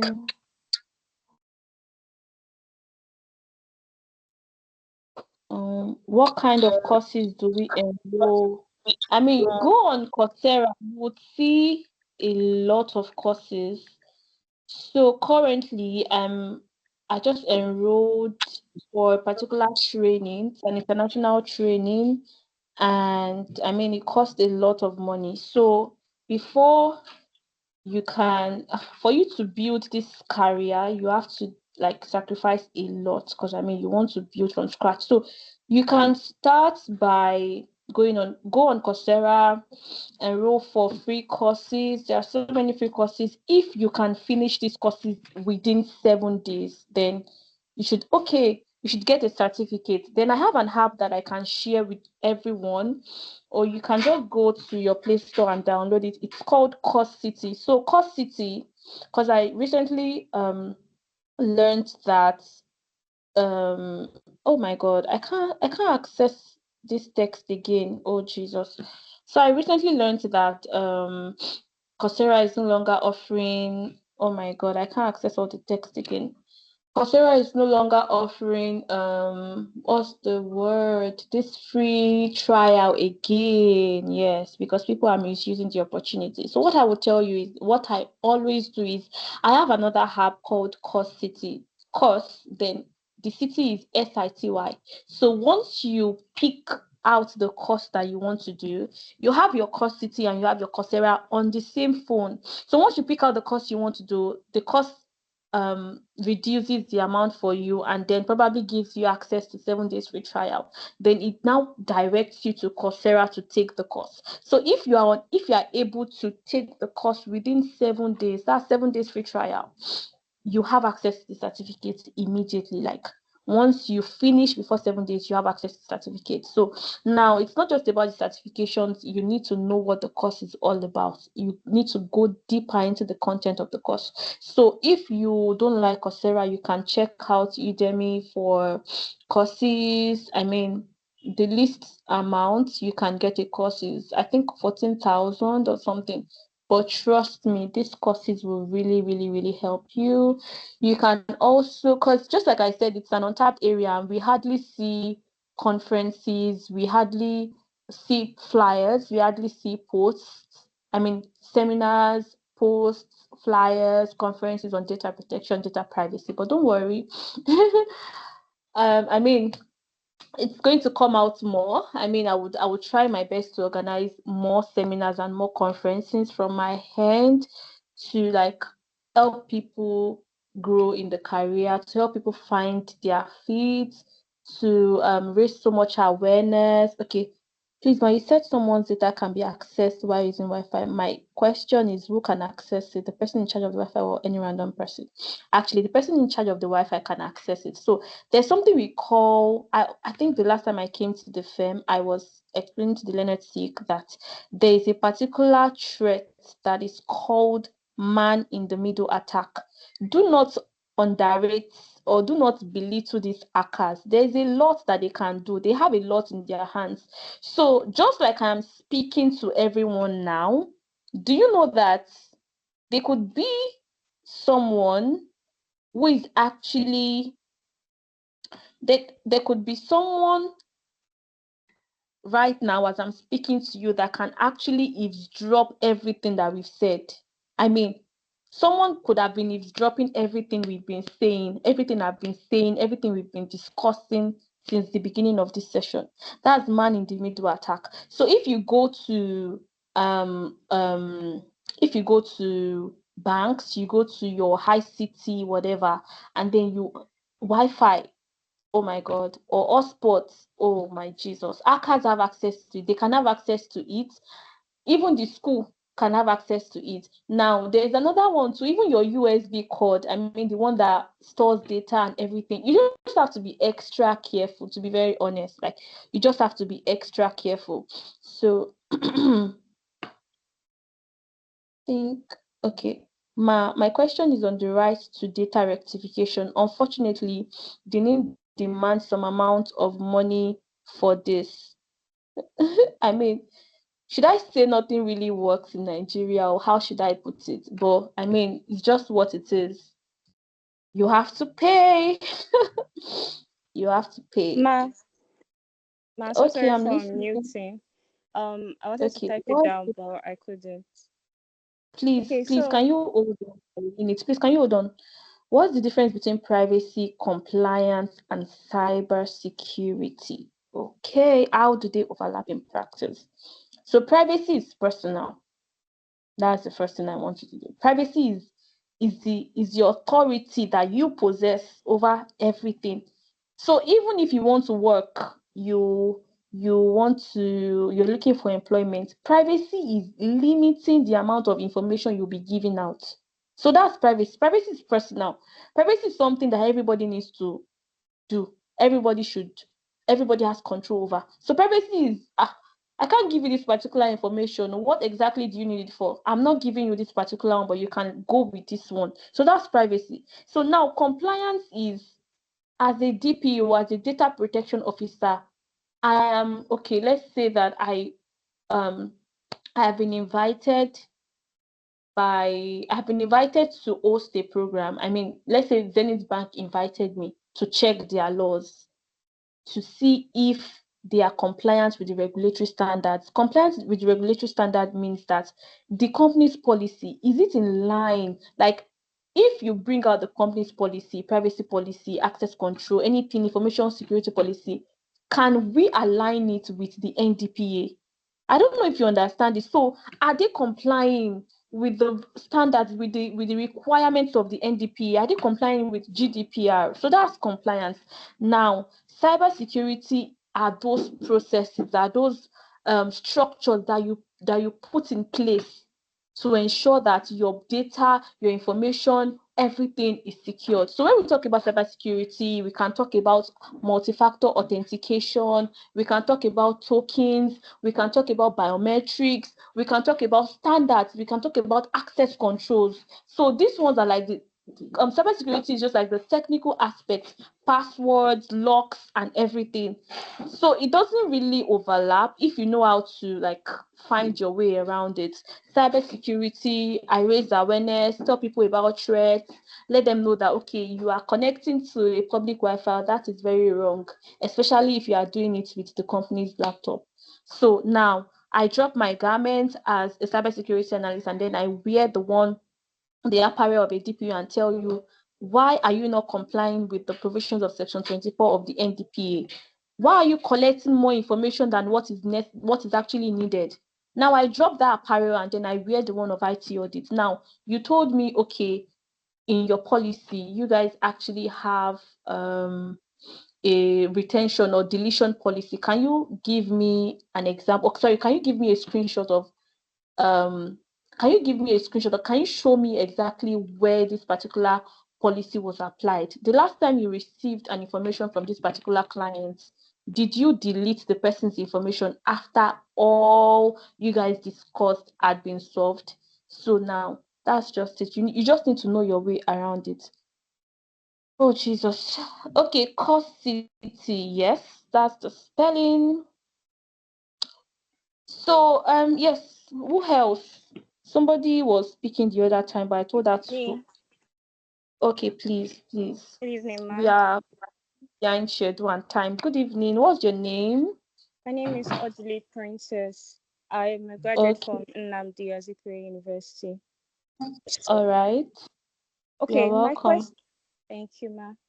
Okay, my question is on the commandments that you mentioned. So number 6 was integrity, confidentiality, and the example you made was that banks should protect our BVNs. Like when we go to the bank, they should protect the BVNs from unauthorized breach. Okay, there are instances where when I was newly admitted into university, I opened a bank account. But there's this thing where hackers or scammers would get your number, get to know about you opening your bank and all these things, and they will call you asking for information as to your credit card information, your card information. Don't you think in this aspect that the bank has failed to do their duty in respect of like making your information classified and protecting it from unauthorized access? That was my question. Okay, sorry, if I actually got you correctly, you mean, okay, you give your BVNs to bank and then hackers just randomly call you to... No, like, okay, when you open an account, when anybody opens an account with a bank, there's this thing where they call you the next day when you open your account, they'll call you, they will be like, oh, that we're at the bank, that there was something wrong with your maybe they're like, we're trying to help you register your card, can you give us your card information? Like they have so much knowledge on when you open the bank, the time you open the bank, and like they already have these informations as like that you give that to the you bank. So provided. yes, Okay. exactly. But it's just that they don't have the sensitive ones that will allow them like have access to your money. Have access to it, Yes. yes. So don't you think in this aspect that the bank has breached its this thing, its what they called its duty to us to protect our information from unauthorized access? Actually, the bank, in this kind of scenario, the bank actually breached their duty because, I mean, someone literally has access and have their hands on the information you submitted less than 24 hours ago. So obviously, the bank breached their duty. So yes, you can sue the bank because, I mean, a lot of people are falling for scams. Like, I mean, from random calls, people literally calling them and then asking them to provide their card pins and so many more. So yes, the bank breached their duty. So CIA triad is like the three. We have we have commandments and then we have triad. Somebody is talking. So CIA triad is confidential.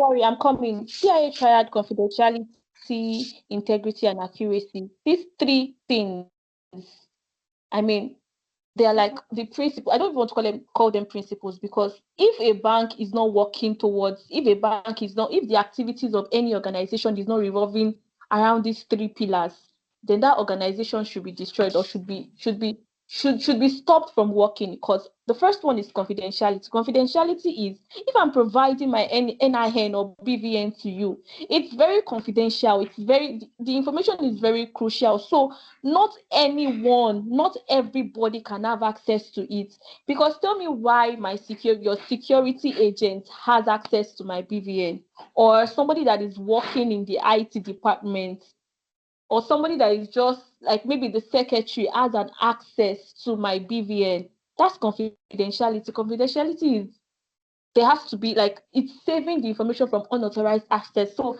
the company or the organization or the bank actually breached the duty of confidentiality. Now, integrity is I've given you what you requested for. If I come back the next 5 years, will I meet it the exact way? Would it have been tampered with by the time I come back? So every organization must ensure that they follow the principles of integrity. Because I mean, once I give you my data and then I come back, let me say 2 weeks later, and then I want to run one or two, you should be able to bring it out the exact way I gave you. So accuracy is confidentiality, integrity, and accuracy is my data has to be very, very accurate. Like my name must not be misspelled. My my health status must be the same. My genotype must be the same. Everything must be accurate. Like if you need it for anything, it must be very, very, very, very accurate. So confidentiality is ensuring that my information. Sorry. A is availability. I was wondering. So confidentiality is ensuring that my information is secured, is protected from unauthorized users.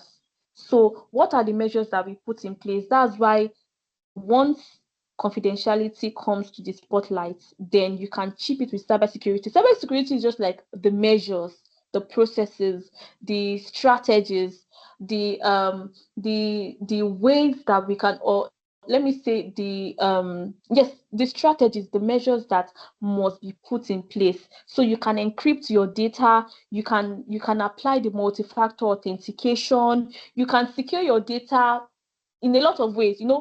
Some people, once before you can open their phone, you have to use password, fingerprints, face ID, everything.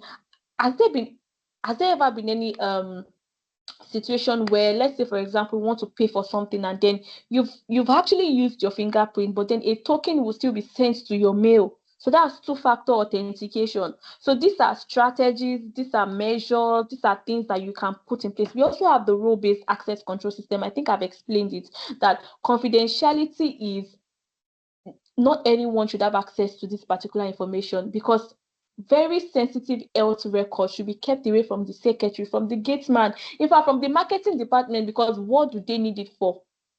So I don't know if you guys actually understand me. Then integrity is the accuracy. I mean, if I send a particular message to you, before it gets to you, I hope it wouldn't have been modified. So if I'm sending something to you, it should come back, you should receive it the same way. So one of the threats that we have is man-in-the-middle attack. Man-in-the-middle attack, I can decide that, okay, I want to text my cousin that is in the US, and then somebody is eavesdropping. So before the packet reaches the person, we call it packets. An hacker might have actually changed the header, might have actually gotten his hands on the packet, and then probably done one or two things. So that's why most times we love to encrypt our information. So encryption is you sending messages, and then it immediately turns into a code.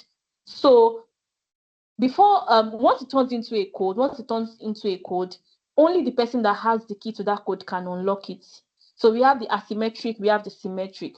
The symmetric is, okay, it's just one key that would open it. The asymmetric is, I can open it from my hand, the other person can open it from their hand. So I don't want to go into cybersecurity terms, because a lot of them, I mean, so technical. So, and then the A is availability. I mean, my data, are they going to be available when I need them?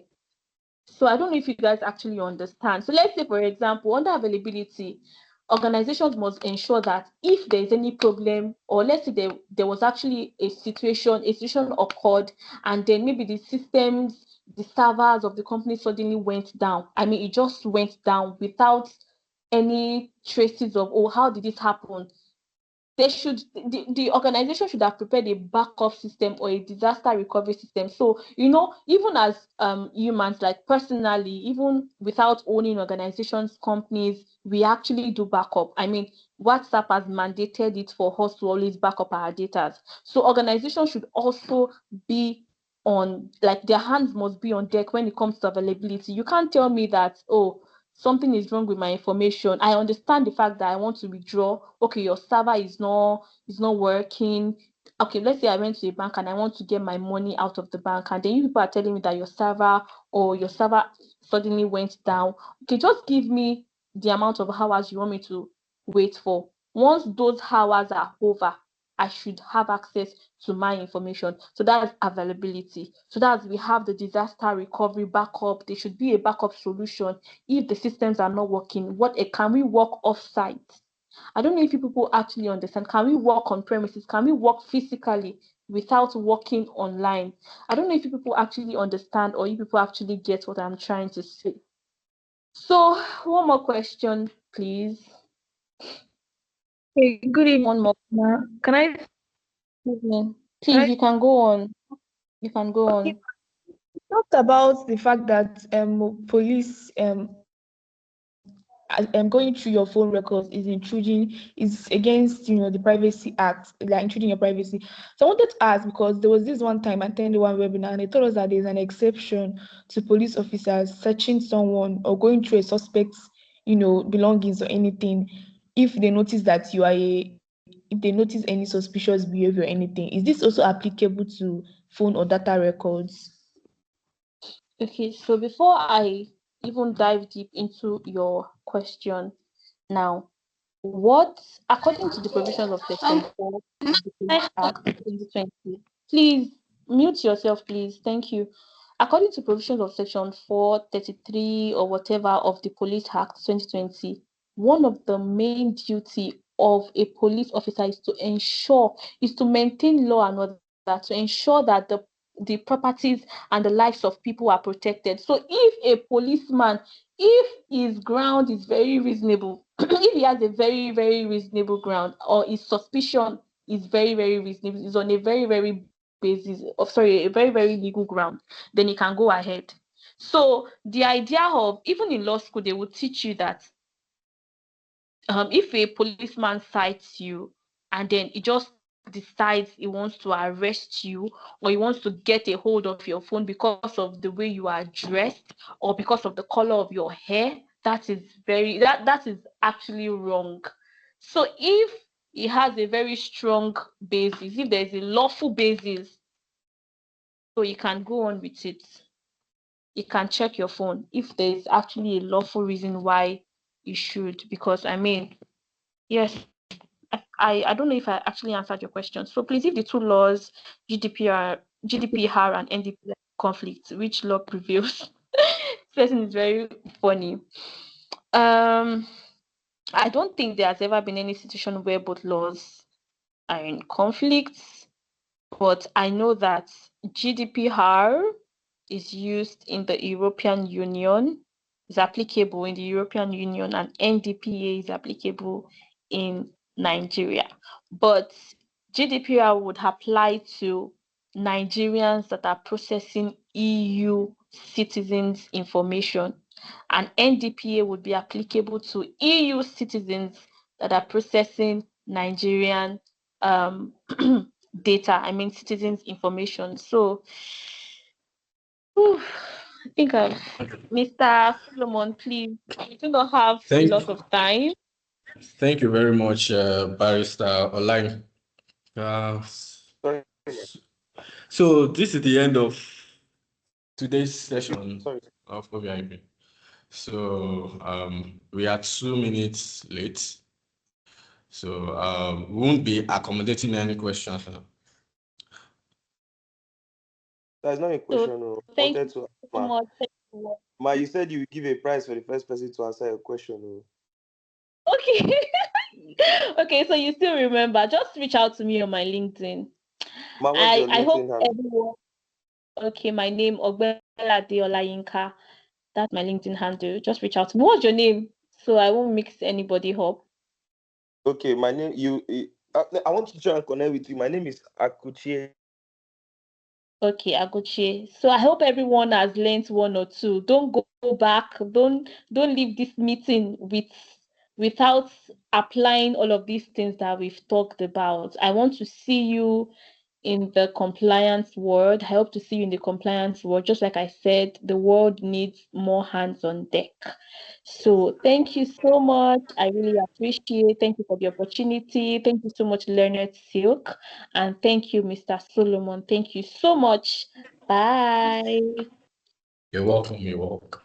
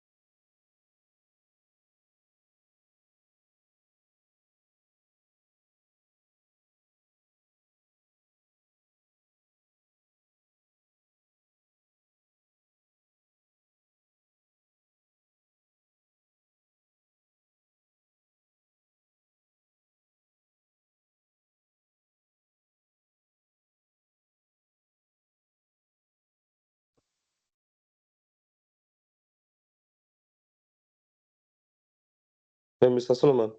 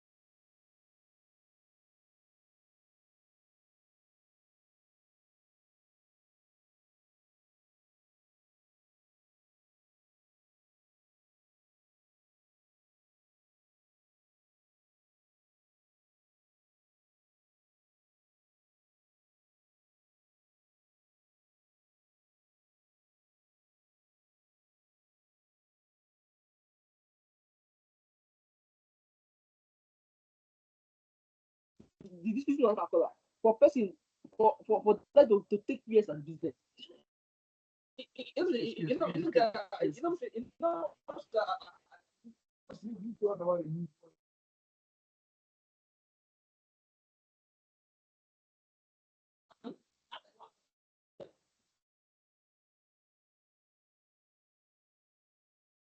Publish something.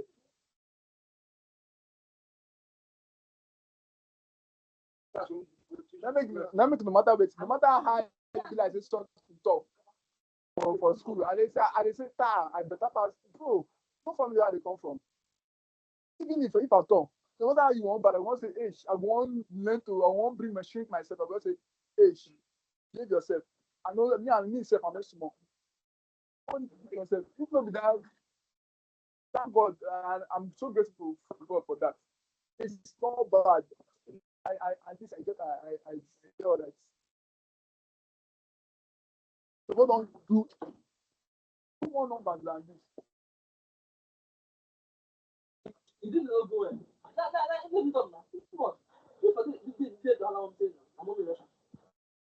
They give me like say yes. If they wait for never admit. Yes, they do me like something.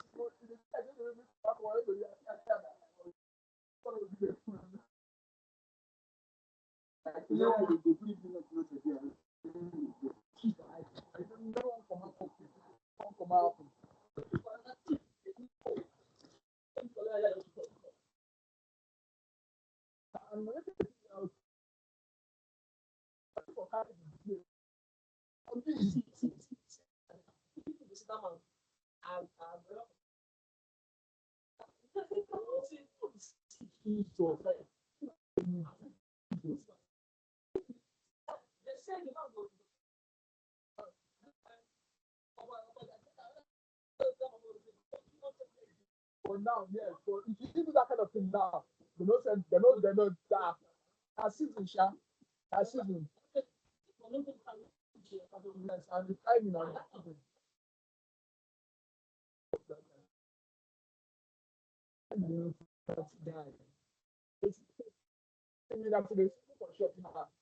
If you don't come now, go big chairman.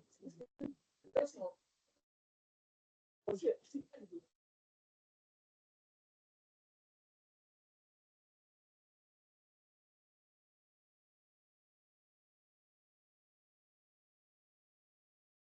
I don't want you to.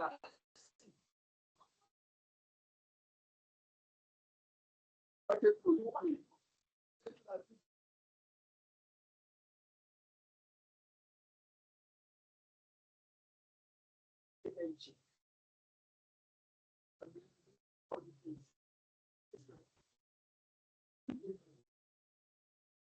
I think that I did. Was the on-chain. The on-chain for us.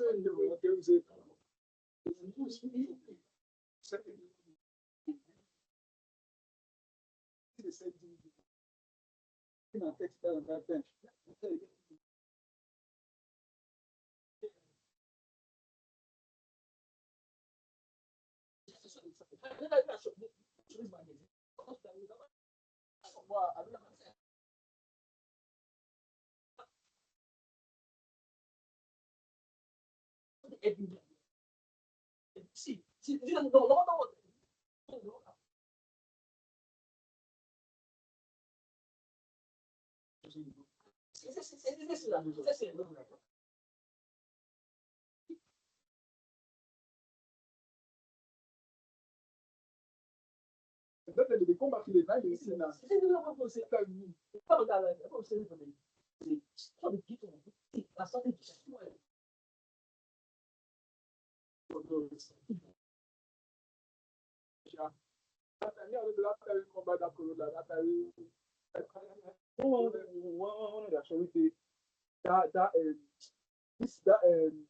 street sign. They run go to their show sometimes. Yeah, it's just they for about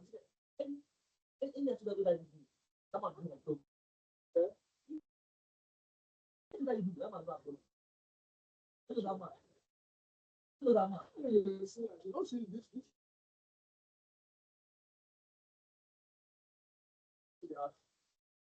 that I think do it, if I took that, that is your down. I'm not acknowledge. It's I just want to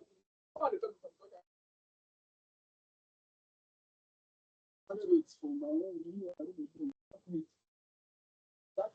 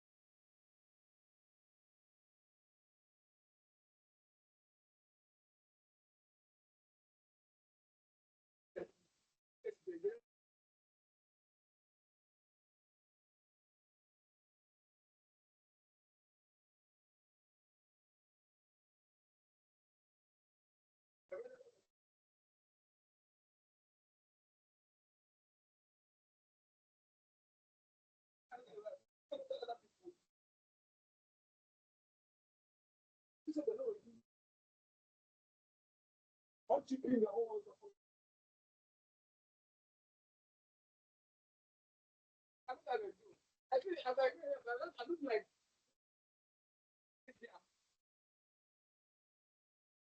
just to me, because not the mob shop. Just to me. Or else any worship, any worship, any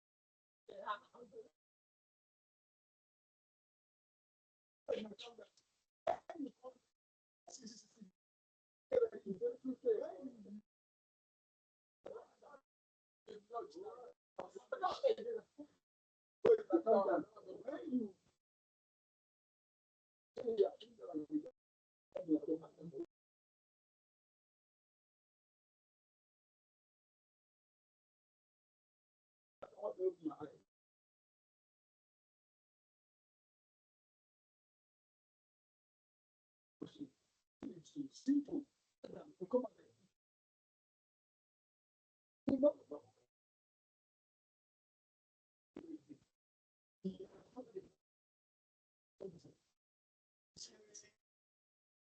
And also, say, I have to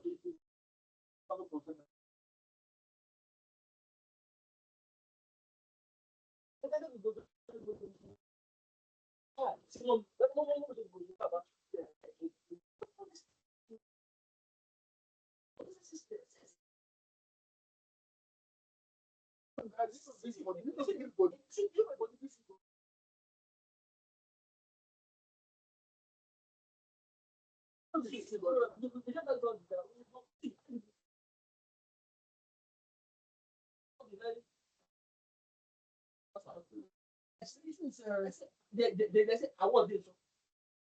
On this is strong. Make your time. You big boy. This one, boy. This my.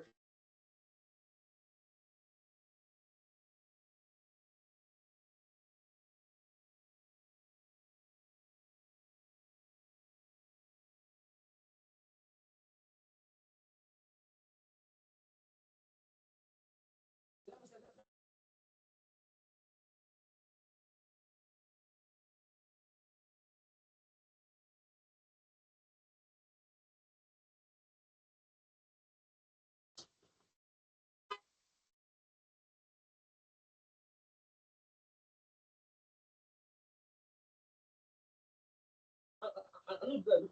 Just be better. I don't do it. That's when they can.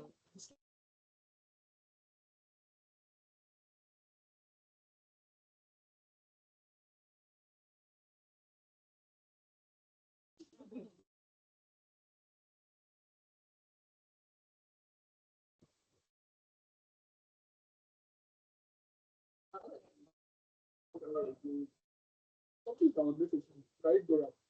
I get on. Oh, oh.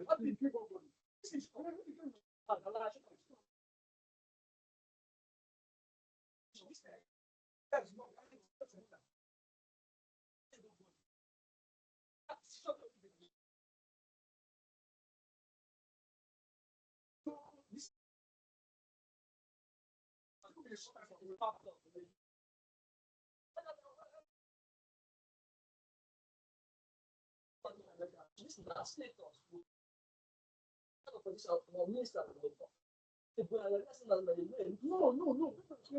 No.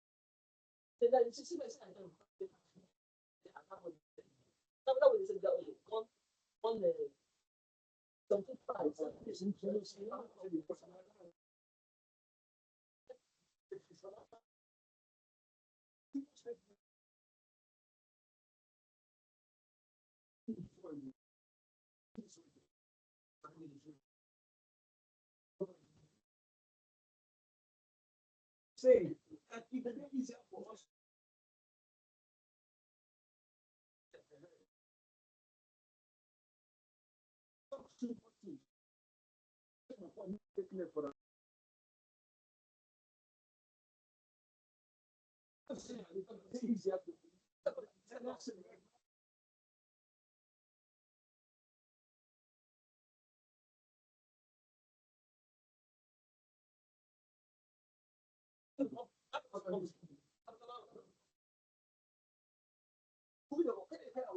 one. That's what they say. But don't want easier. That this one that people say, let's already give me like a fact, a normal fact. Yeah, and I make that one. Somebody, you guys, don't me for the other. One of the things I can say, it's not the same. I don't know about it. That way, not for them. But I say, after I went to Japan, I pay transport. I don't know if I'm yeah, you know, walk on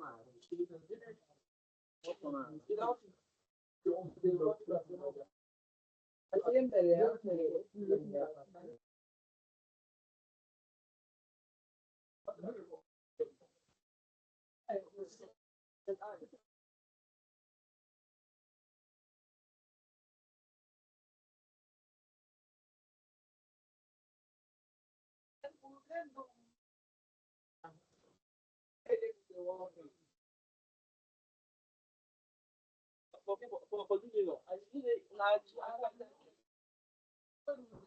Oh, you my God, yeah.